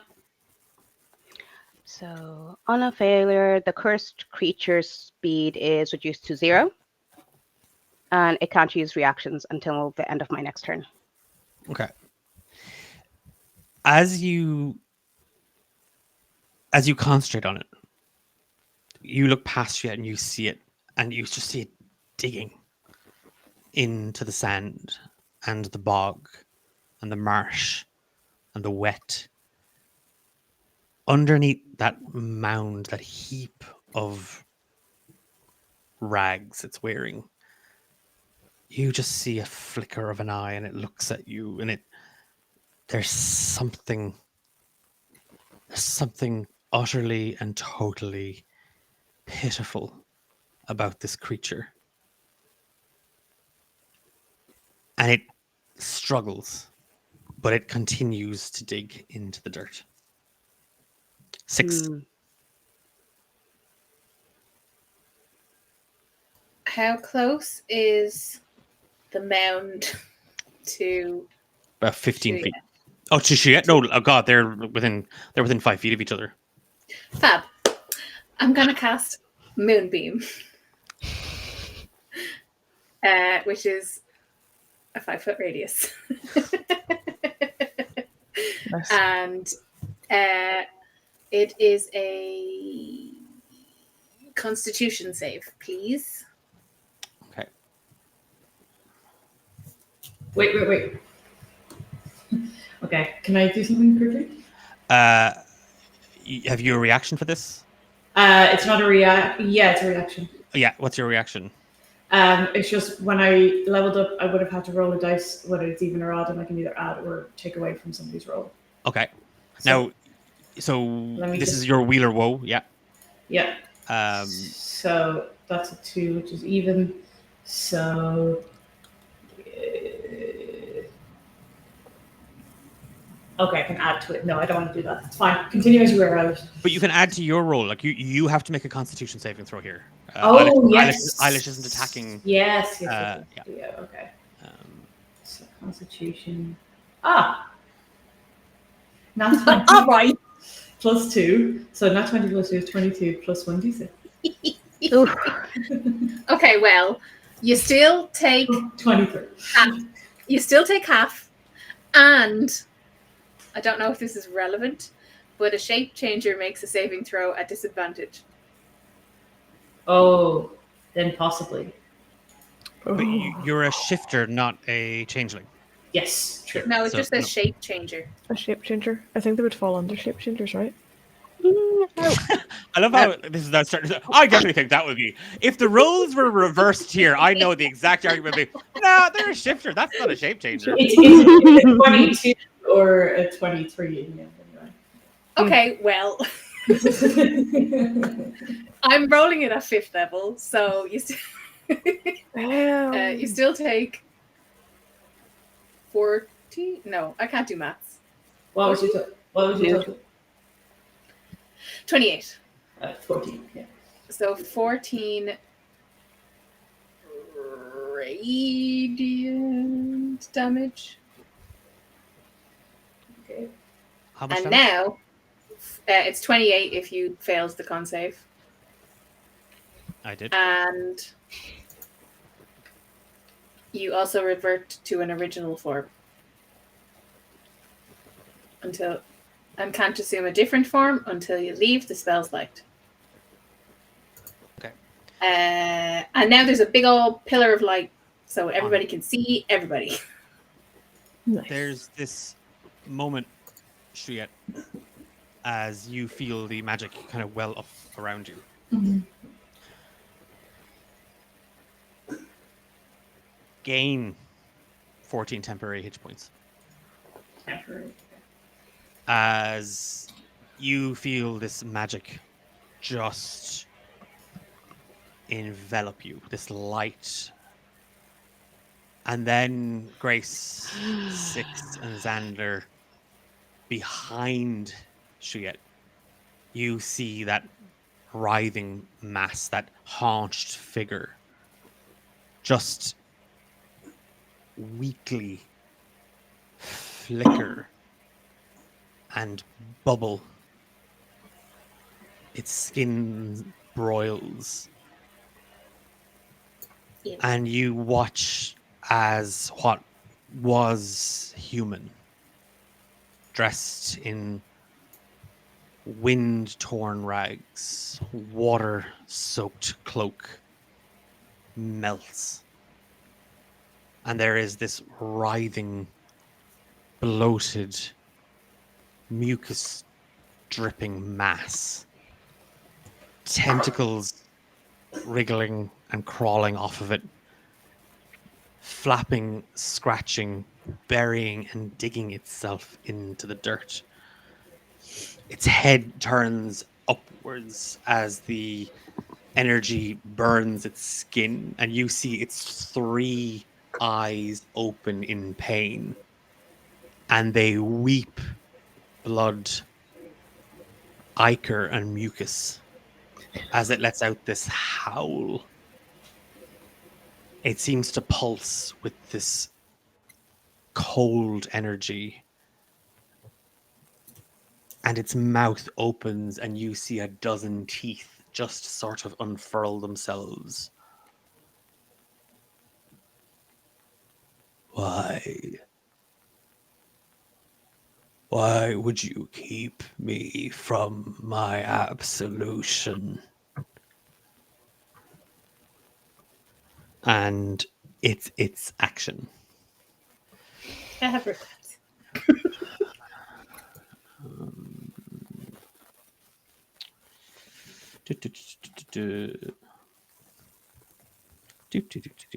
Beg your pardon. And then I'm gonna need, 6. I'm gonna need you to make a Constitution saving throw, please. Go on 6. Wow, fuck these dice, man. 7. Okay. Damn. So that's a fail. You take 8d8 necrotic damage. Mm. 88. Listen, I know it's on brand and all, but please. Take 30 necrotic damage. Okay. Well, As your skin burns, and it withers, and it peels, and it blisters. Julian casts Blight. can I use my reaction to cast Halo of Spores? You can.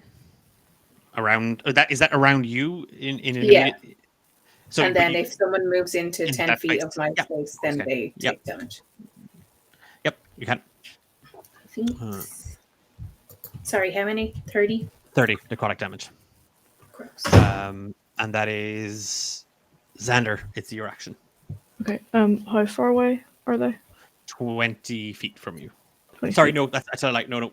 Shuyet is 50 feet. This creature, this aboleth, is about 52, 53. Okay. And how close is 6 to them? About 15 feet.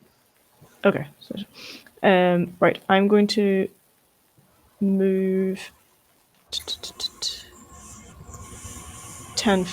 I'm going to move 15 feet forward, and I'm going to use my bonus action to steady in my short bow. Okay. So I get advantage on the roll, and then I can have my sneak attack if I hit. I'm going to try and aim for Chouette. Oh my god, there's terrible rolls. What the hell? 14. Okay. Pizza. Oh my god. Okay. Captain Oh, I'm gonna throw up. Nettie. Right. Oh, terrible roll. So 5 on the short bow plus 3d6 plus another 12, so that's 17 total. Okay. So your bonus action was steady aim, and then yeah, you feeling the flames at your back. You watch as Six just sort of screams out in pain. Clumps of her hair just falling out, her skin pocked and blistering. You see this heap of a creature just sort of tearing itself into the earth. Um, all the while, she gets standing in front of it. You'd hold your bow, you draw the arrow, and you fire. It cuts through the air and it thuds into Shuyet's chest. He is unflinching. But you take the damage. That's a. You see blood. Okay. Oh Uh, god. Shuyet. A voice whispers in the back of your mind. Hold firm. I almost have it.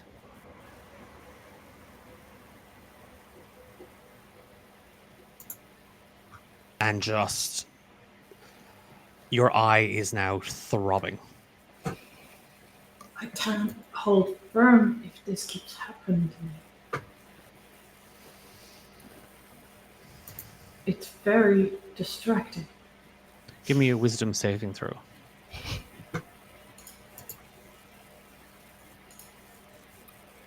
Oof, 10.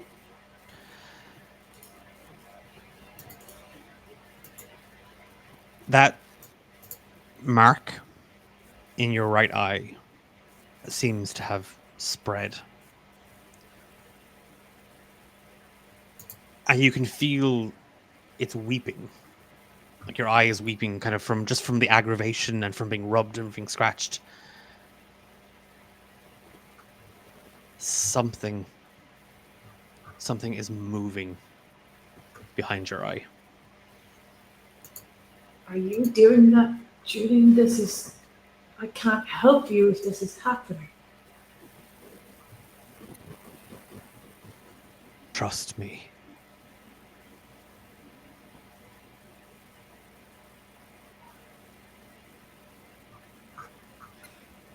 Fine. Your action. Okay. I'll cast Guiding Bolt at Slander, please. That will drop your concentration on your wall of fire. That's okay. Everyone's past it now, anyway, aren't they? Yeah. Okay. That's an 18. Yeah, it's. Oh no, let me roll the damage. Sorry. There we go. Oh, hold on. Oh. Oh, man. Yeah, no, never mind. Yep. Go Oh, ahead. guiding bolt isn't concentration. So Okay. you can have your wall of fire up. So I cast it at 4th level, and Oh. and I don't know if you've seen the damage on D&D Beyond, but that is a 31. Uncanny dodge, please. Okay. Yes. Oh. But does that do half it? Yeah. It's still 16. Guys, I'm looking really bad. And my bonus action, I'd like to cast my archer. So basically, at this point, Shuyet's just like a collection of stars and constellations floating. Right, so he kind of forms into the shape of an archer and will shoot the bow at 6 who's beside him. So that is 1d8 plus my wisdom. Allow me to just add on that image as well. It would be a constellation of glowing stars. You are negative energy. It is a swirling vortex, Black hole. black holes. It is these multiple little tiny pockets that are pulling light into them. Yeah. So I'm just sorry. I'm just looking into this. Hurling a luminous arrow that targets one creature within 60 feet of you on a hit. How do I know when it hits? So It's just an attack roll. it's an attack roll. So you hit Xander with guiding bolt first. That gives you advantage. Yeah. So you make a spell attack now with your starry form archer ability, and that's at advantage. Sorry. What are the stats for that? Sorry. And so you could be a spell attack. So if you look at your spells on D&D Beyond, you should see your spell attack modifier. Oh yes. So it's 8, so 8 plus. Yeah. So if I roll. So it's plus 8. So roll 1d20 plus 8. Is it? So yeah, 1d8, 1d20 plus 8, and Okay. then you're doing this at advantage. So a 19 is going to hit. Yep. But then just roll the second one just in case you get a nat 20. Yeah. Sorry, Declan. It's advantage if it's against me because I'm like irradiated. Oh, sorry, is that who you're? So you're hitting 6, is it? Yes. Oh, okay, sorry, my bad. I thought you were hitting Xander. It's still a 19 anyway. So yeah, that hits out. Yes. Are you within 10 feet of me? I thought we said 15. No, 15. feet. 15 feet. Carry on. And then 1d8, so 5 is 12 damage. Sure, that's a powerful boy.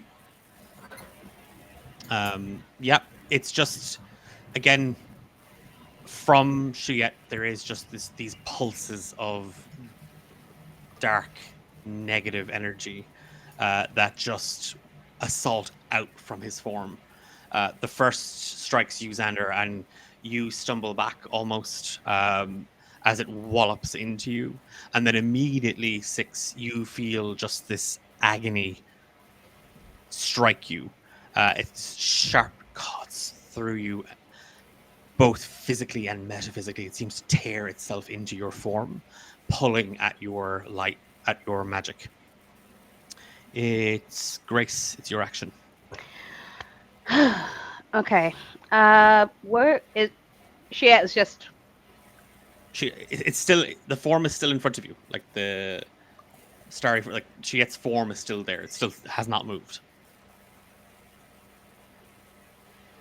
okay. It's just glowing negatively. With a gammy eye.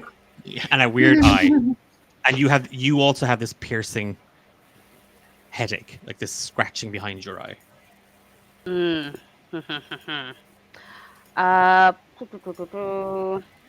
And the form behind Shia, is that still digging? That creature, Or- yeah, it's still digging into the earth. Right. Okay. I'm going to cast Green Flame Blade. And how far away from 20 feet. me? Okay, right. Yo. Actually, on that note, I'm going to attack with my scimitar. Both did him. Let's go. So sorry, are you green flame blading, or are you just attacking? I need to move within. Yeah, I'll need to move within 5 feet of Shia first, and Okay. then I will Green Flame Blade Yeah, and you're my okay. scimitars. Yeah. So I'll move forward, and then will a 20 hit? Hee hee. Yeah. Okay, so that would be a 7 damage, and let me just double check with the Green Flame Blade because I've never used this before. So you make your attack as normal. Yeah. Against Shuyet, Mhm. and then a target within 5 feet of it takes fire damage equal to your spellcasting ability modifier. Deadly. So I'm gonna attack Shia with my scimitars and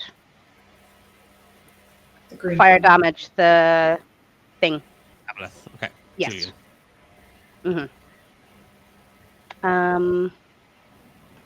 And Shiette's still not moving now. It's still in front of you. Mm-hmm.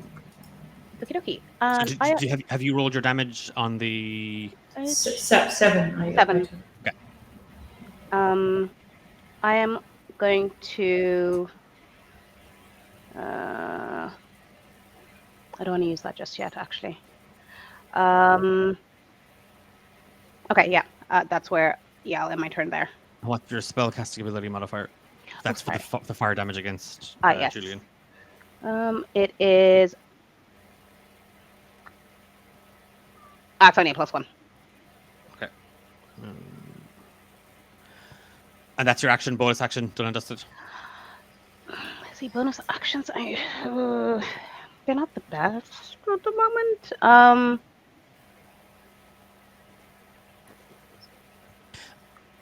6, did you roll for concentration on your moonbeam as well? Because you were hit.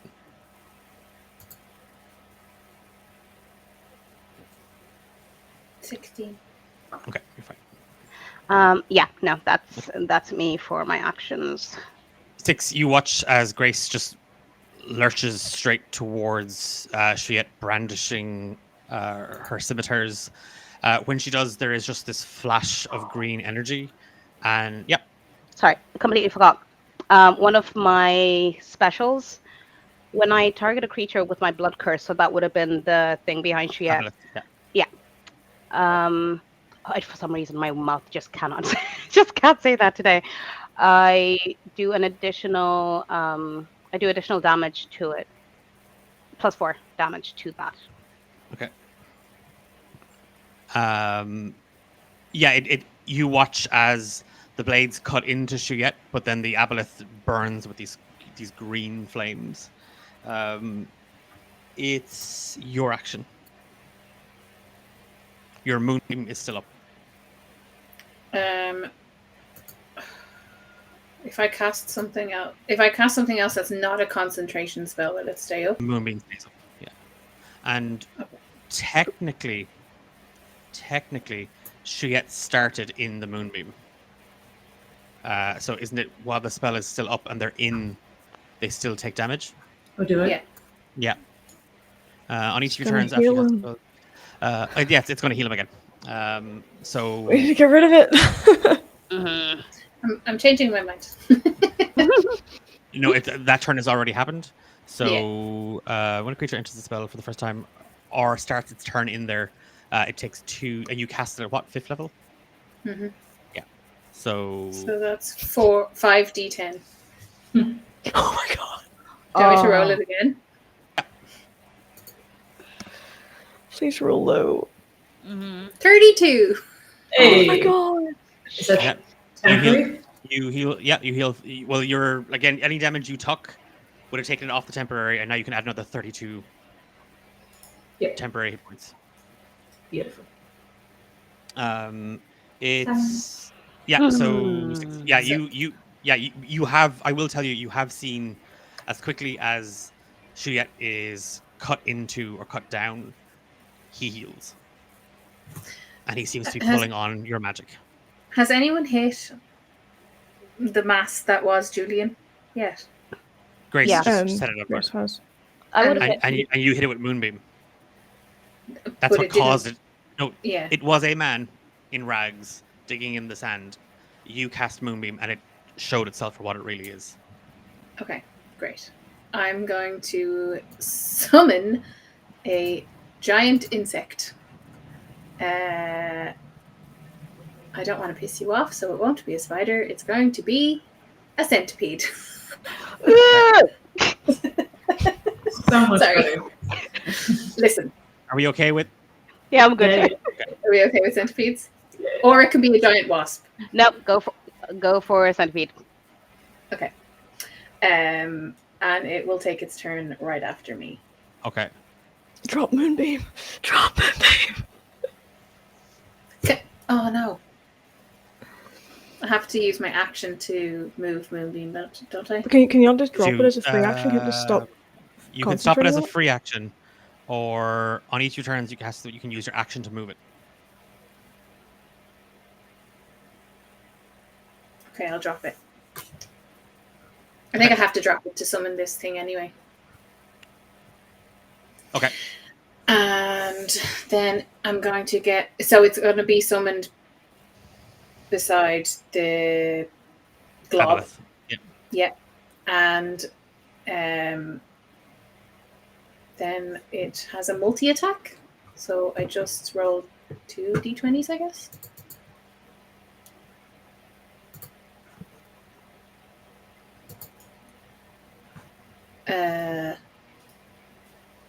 How does that work?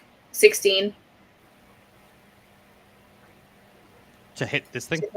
to hit, and then a 2, which I know misses. Neither of those hit. God damn it! Oh my god. Wait. Still unsure. No. It's That's plus 3. It again. So this centipede just kind of erupts out of the earth, in front of it. The aboleth just again tentacles stretch out of it, like out of its torso. They just erupt, and they immediately wrap themselves around the centipede. So that's a 21 to hit, Yeah.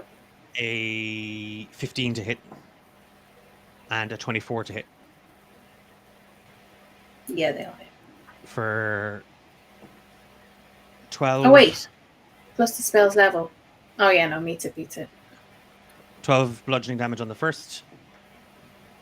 9 bludgeoning on the second. Oh, sorry. Yeah, 9 bludgeoning on the second. And 14 on the third. So that was 12, 9, 14.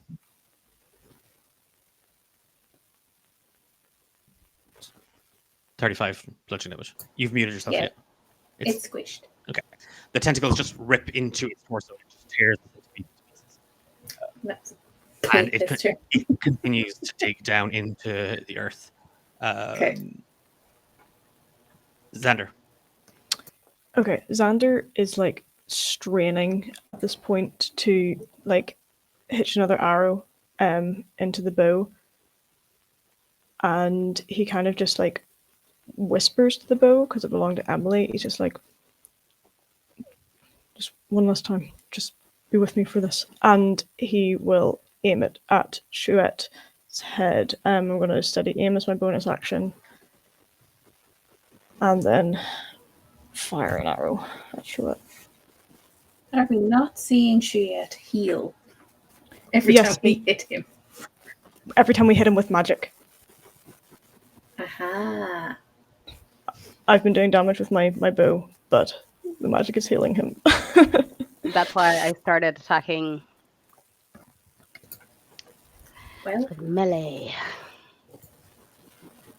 26. Yeah, 26 is going to hit. Yeah, it's alright. Yeah. Okay, that's 8 plus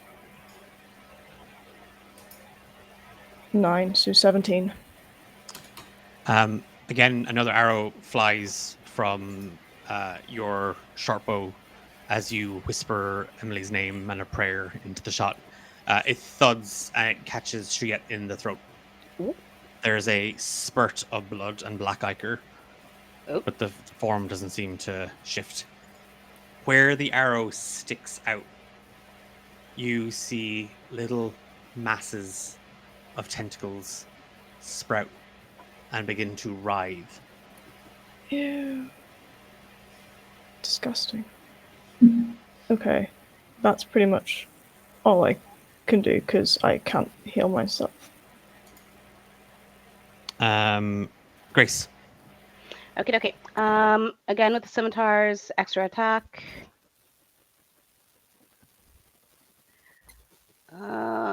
First one, 13 to hit. 13 won't hit. 14 is the AC. Okay. Second attack. 22 to hit. That's going to hit. Mm, so that would have been 10 damage, and yeah, so 10 damage on that attack. And does he look any worse for wear? You tell me. Okay. I want to try. Actually, I'm go for my bonus action, Blood Curse of Binding. Okay. Now, I'm going to point out, because I don't know if you are doing this, if you're electing to do something different, but you can take 2 attacks per action, and you have 2 weapon fighting. So was the first action then just the second attack from that? Yes. Or because you can technically do 4 attacks with your scimitars on your turn. Oh, my bad. I'm sorry, guys. I forgot. I think that's how I read, because you have 2 attacks per action and you have 2 weapon fighting. Yeah. Okay. Deadly. I will go again. Ooh. Okay. First one is 25 to hit. 8 damage. I also realized shit, I skipped you as well. Sorry. We'll come straight back to shit. So that was only 1 additional hit with that one. I failed with the second attack. Okay. So in total, so it was only the 1 hit. No, I've got 2 hits on Shiet. So Okay. it was 1 hit the first bout, 1 hit the second bout. And the damage on those? Let me just open the log. Sorry. Damage was 8 the first one, and 11. Okay. So 19 damage on both. Sorry, like for across the 2. Yeah. Okay. And then Blood Curse of Binding As your as my bonus action. Is there 2 weapon fighting on the bonus action? Is it I know. Yeah, it is. No, it is. Yeah, it is. Bonus It is action. your bonus action. Yeah. But is it a double-bladed scimitar you have, or 2 scimitars? Yeah, it's a double-bladed scimitar. In a double-bladed scimitar, because it's a 2-handed weapon, you can attack normally, and then you get attack with another blade, but it's not considered 2 weapon fighting. But it's 1d4 plus your strength. I'll remember that for the next round.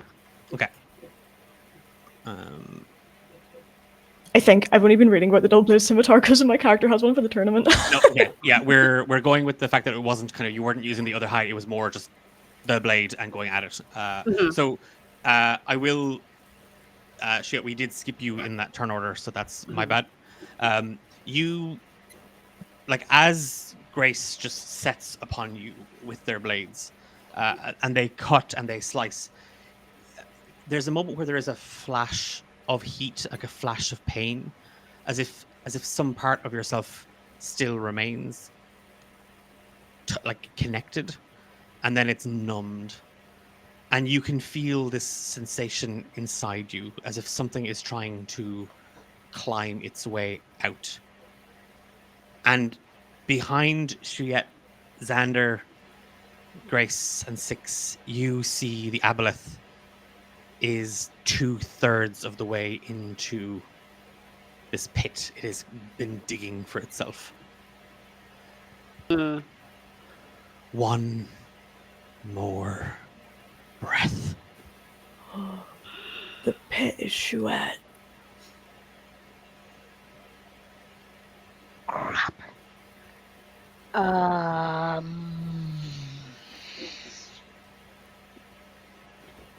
And it's your action, Shiet. Okay. He's physically very uncomfortable at this point, but he's just gonna try to power through.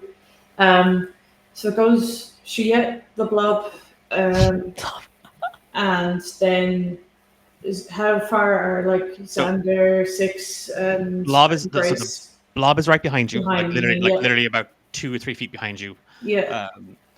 Grace is right in front of you, so on top of you. To your left is Six, about 10 or 15 feet away, like in that sort of range, Okay. and then came down the stairs, and then kind of 50 feet behind Grace is Xander with their bow. If I use Call Lightning, can I get both Xander and Six, but probably not No, Grace? you won't get you'll get Xander or Six, but you won't get both. Right. Oh, wait. Hang on, I have a feat. When you cast a spell that has a range of at least 10 feet. Oh, hang on, this just increases my. Oh, you can increase the spell's range by 60 feet, but I don't think that means. Yeah, no, it just extends doesn't it. mean- another 60 yeah, feet. yeah, It doesn't make it expand out 60 feet. Okay.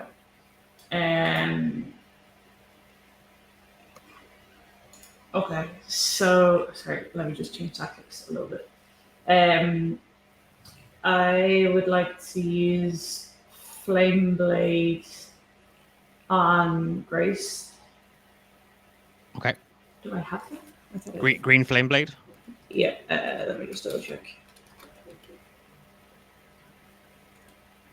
No, it's just called Flame Blade Okay. at third level. So, let me just roll. Oh, shoot. That's a 10 to hit, Okay. which obviously doesn't hit. Yeah. So this is a bonus action, and you are just conjuring like a fiery blade into your hand that you are going to attack them with. Okay. A 10 won't hit. No. But that's just your bonus action. Okay. And then I will cast. Sorry. Yeah, I think I'll cast Call Lightning anyway Okay. on Xander. So the only thing is you can't cast 2 level spells in the same turn. So You can has- you can cast a cantrip and a level spell, but you can't cast. Okay. Understood. Sorry, I know I'm delayed. No, you're fine. Don't worry. In which case, I'll just do Produce Flame. Okay. On Grace, if I can. Mhm. Yeah. Question? Yeah. At the moment, does Shuek count as an aberration, celestial, elemental, fey, fiend, or undead?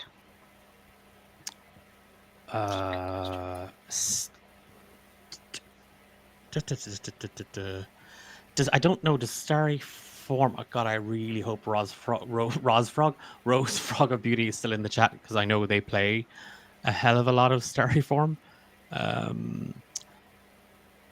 still see... Oh no, they've gone. Full of stars, 20 constellations. Aboleth aberration star form doesn't change a creature type. Does becoming Starry form make a character select? We'll ask the internet for advice here. Oh, No. no, No, they said it Okay. doesn't change your It creature doesn't. type. No, it doesn't. Yeah. Cool. So take 8 damage there, Grace. Okay. Was that so? Produce flame was a spell attack. Yeah. Okay. Well, yeah, it was a counter. Yeah. So, but I think you can't just. I think you have to throw it. So you roll Oh, yeah, sorry, I got 19 to hit. Okay. Yeah. 19 will hit. Yeah. Yeah. I wasn't just dealing damage with I was like, look, I'll skirt the rules, left, right, and center. Okay. So we have already done Grace's turn in this. So we're going to say in that maelstrom of like magic and blades, Grace, some of your clothing has kind of caught fire. You can feel the heat on your back, and your hair is singed as you just cut into Shuyet. 6, it's your action. You see this. What you now see is just this tail and these tentacles and just a heap of its kind of flesh that has kind of like rolled back on itself behind Shuyet as it burrows into the earth. Can I try and cast Entangle on it? Yep. It's a strength saving throw.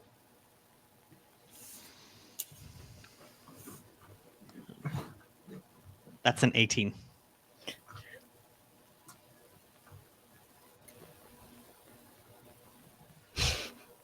Okay.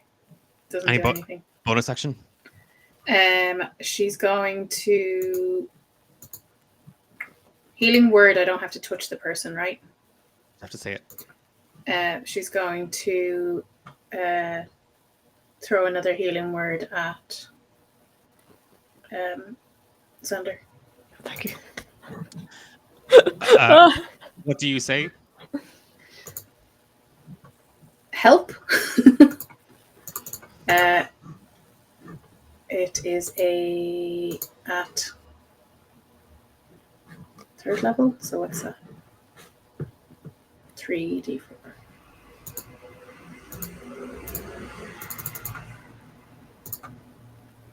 Wow, 6.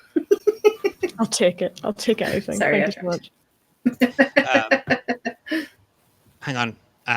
You cast Entangle, and now you're trying to cast Healing Word. They're both Healing level word spells. is a bonus action. Yeah, but they're both level spells. Oh, never mind then. I'll Yeah. take that off no, myself. no bonus action. Or are you doing anything else? I don't have anything else. Yeah, 6. You see like just kind of like what flotsam, what roots kind of warp and tangle out of the sand and the earth here, and they crawl towards the creature, but the tentacles just kind of tear them away as you try and entangle it. And it is just going to continue burrowing down. That is what it's using its action for. Xander. Okay. I cannot afford to get too close. Another arrow in the bow, steady aiming at Chouette, and he just kind of calls over to him. I should have let my hunger claim you when it had the chance, and I let it go. Oh.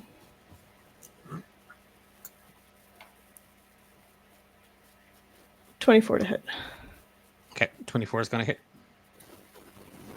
Oh, now you're showing who you really are. You can't change, can you? Ooh, 5 plus. Oh my god! I rolled 3 6s on my sneak attack, so that is 23. Oh, shoot. How is Shiet looking? Great. Yeah, he's on 3 hit points. Okay. Whose go is it? Yours. Damn it. Oh. I'd like to can I cast Cure Wounds on myself? No? Yeah. Okay. You pull on the magic around you.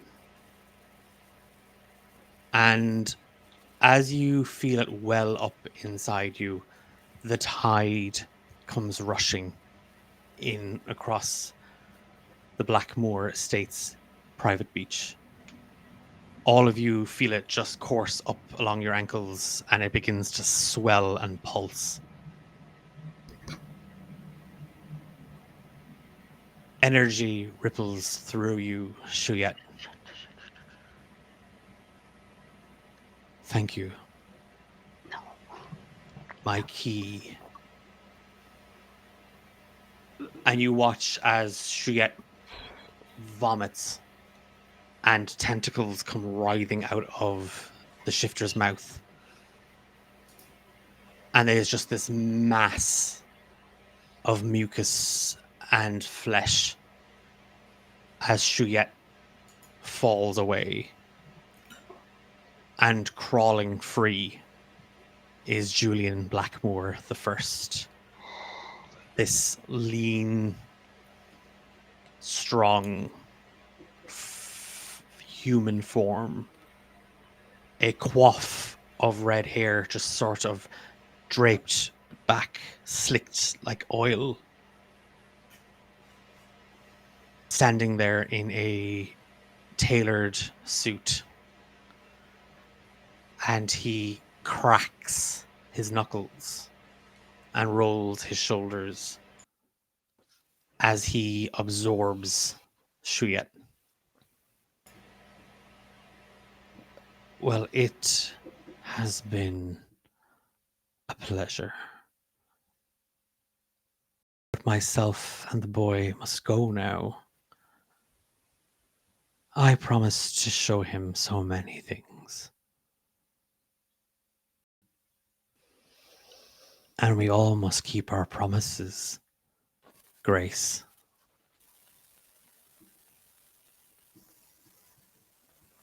And everything goes dark.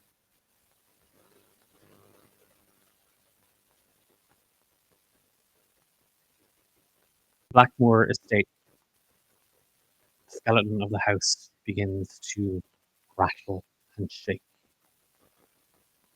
Walls begin to crumble. Rooms are swallowed. You feel the tides just surge up around all of you as Julian just strolls down the beach towards the swirling black and the sea beyond. In his arms, he carries the mangled form of Shuyet.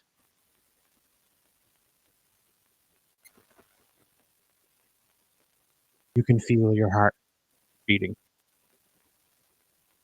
You can feel the salt and the cold water that clings to you. You feel yourself sinking into the sand. You struggle and you tear yourself, but you are fixed firm as the water rises.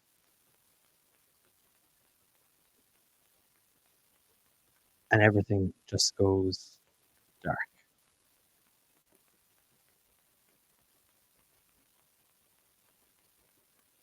A couple of days pass, and a smell of smoke catches under your nostrils. You can hear the sound of water. You can feel yourselves drifting. You gasp for air, Grace. You can see Xander thrown over a piece of a broken wooden beam. And you can see something has grabbed her, something has pulled her out of the water. And you just see a flicker of a red flame hidden by the fog and the mist.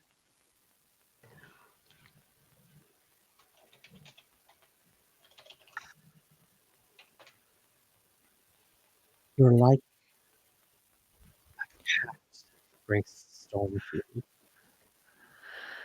drowned, borrowing lives that aren't your own.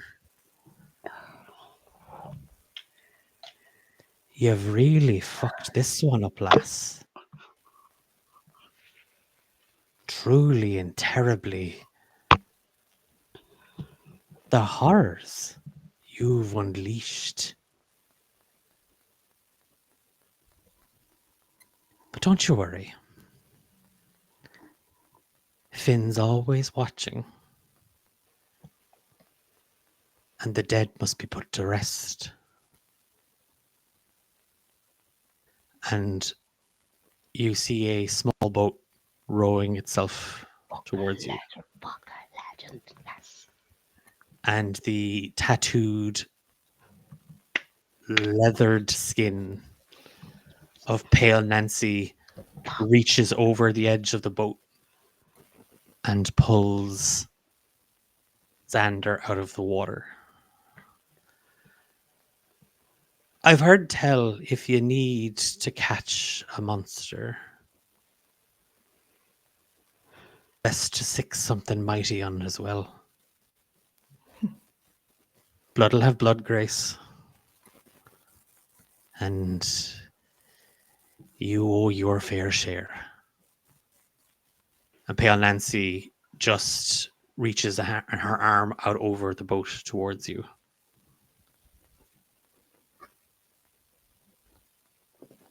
Let's go hunting.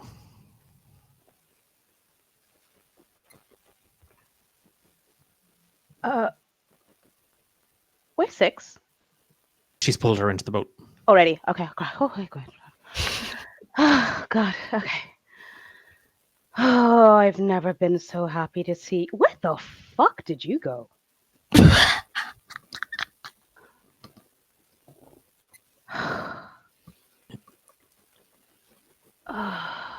I don't.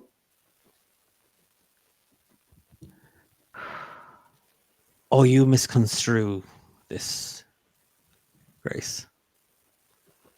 You're dead, lass. I know. But he won't have you. Not yet. You owe a great debt.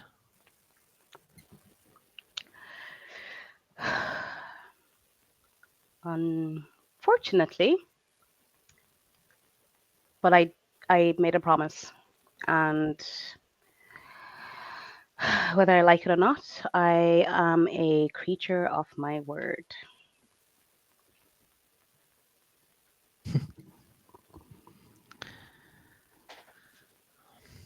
You'll have time to work on that. And she lights a cigarette. A lot of time. Grab an oar. Okay. And Nancy just starts to whistle as you see the drowned, lifeless bodies of Xander and Six in the boat. A great debt.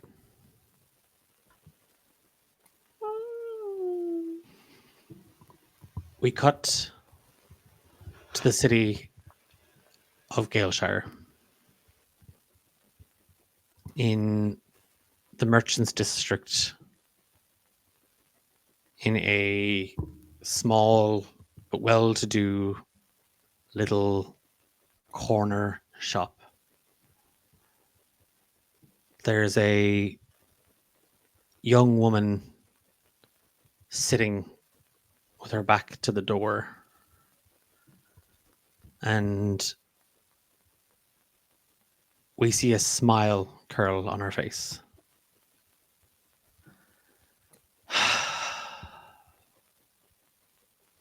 You can enter.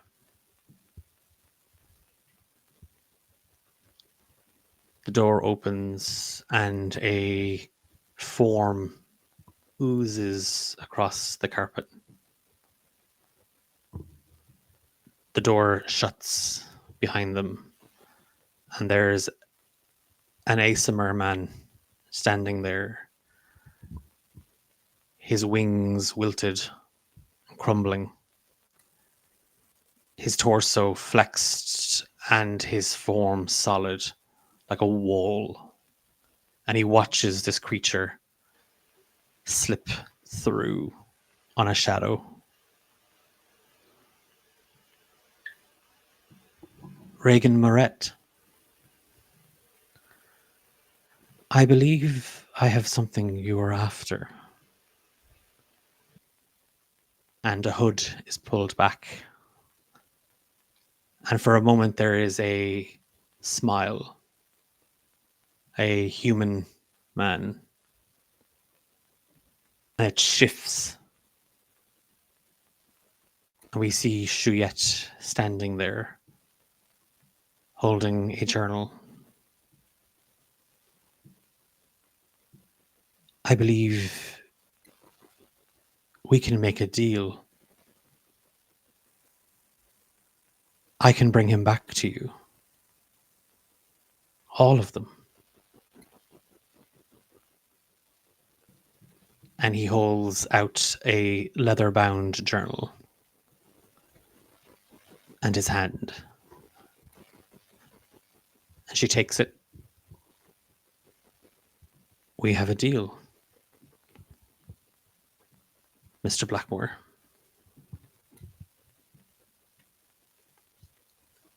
Saving Grace, A Garden of Lies, has come to an end.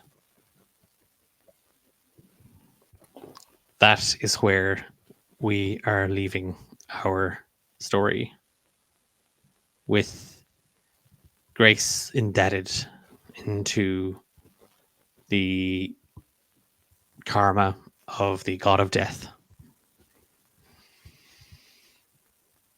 A massive thank you to Emma, Soph, Eilish, and Tendai as our titular Grace. It is and has been a massive blast to tell her story, and the price she's had to pay to undo the mistakes she made.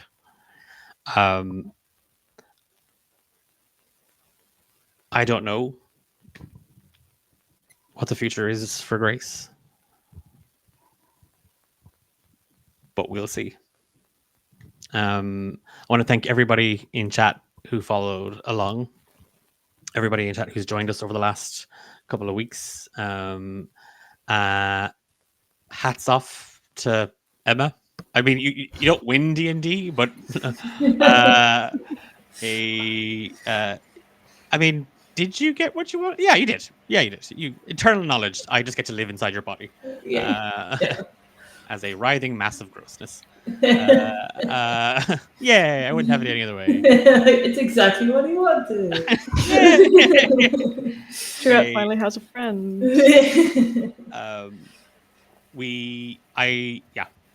That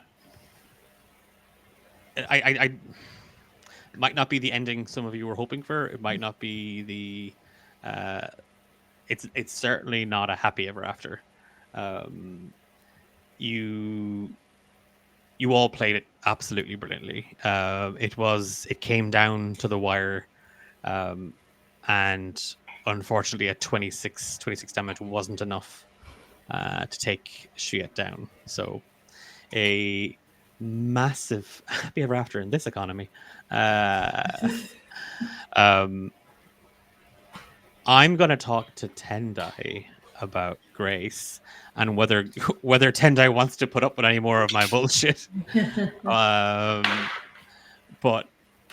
that to me was, I think that's a real gothic horror, because nobody wins. The horrors persist. That's what a wonderful way to end this campaign. The horror persists. And so should Grace. No, I want to retire, please. Emily.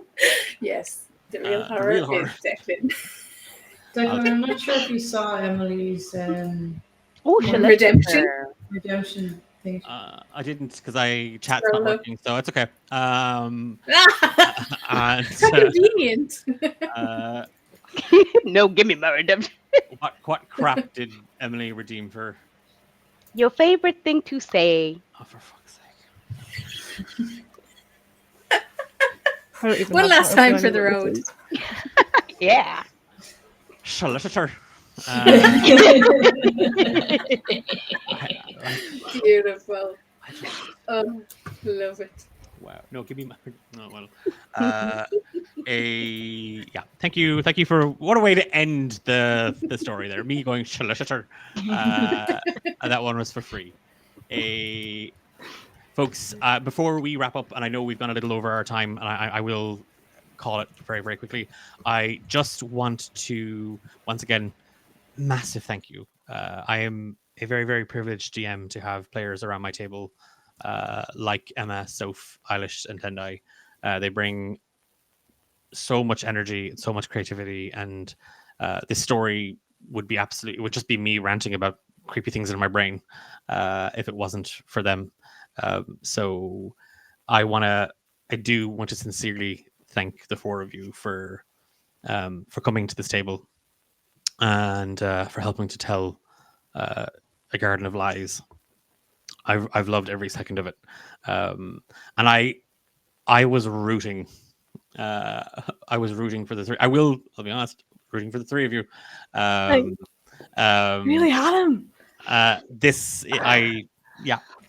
the dice are the dice, so we roll with those. I'm going to mention we've said it already.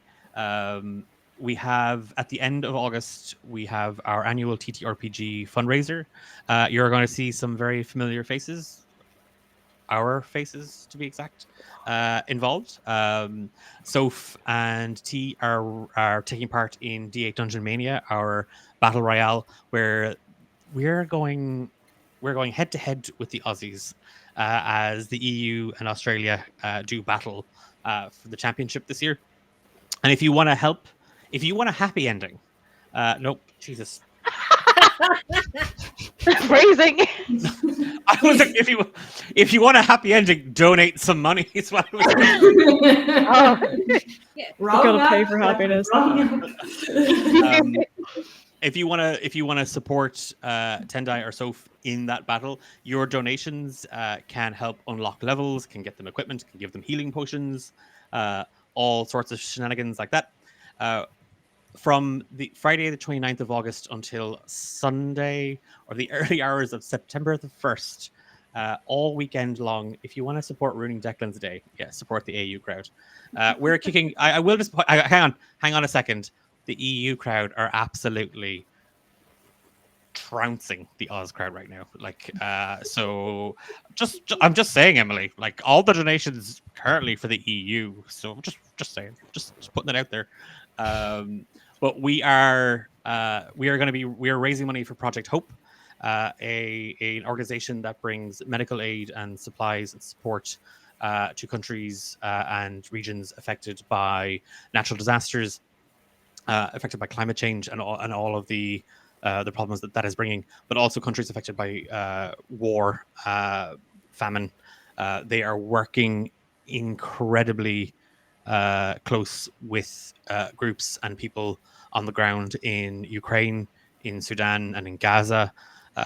So it is a wonderful, wonderful organization. All of your donations are going directly to them. So while you might be donating to gift Soph another uncommon item, or So many. you wanna boost Tendai's character by a level, whatever you donate goes directly to Project Hope. I'm going to drop the link to the Tiltify campaign in the chat just in case.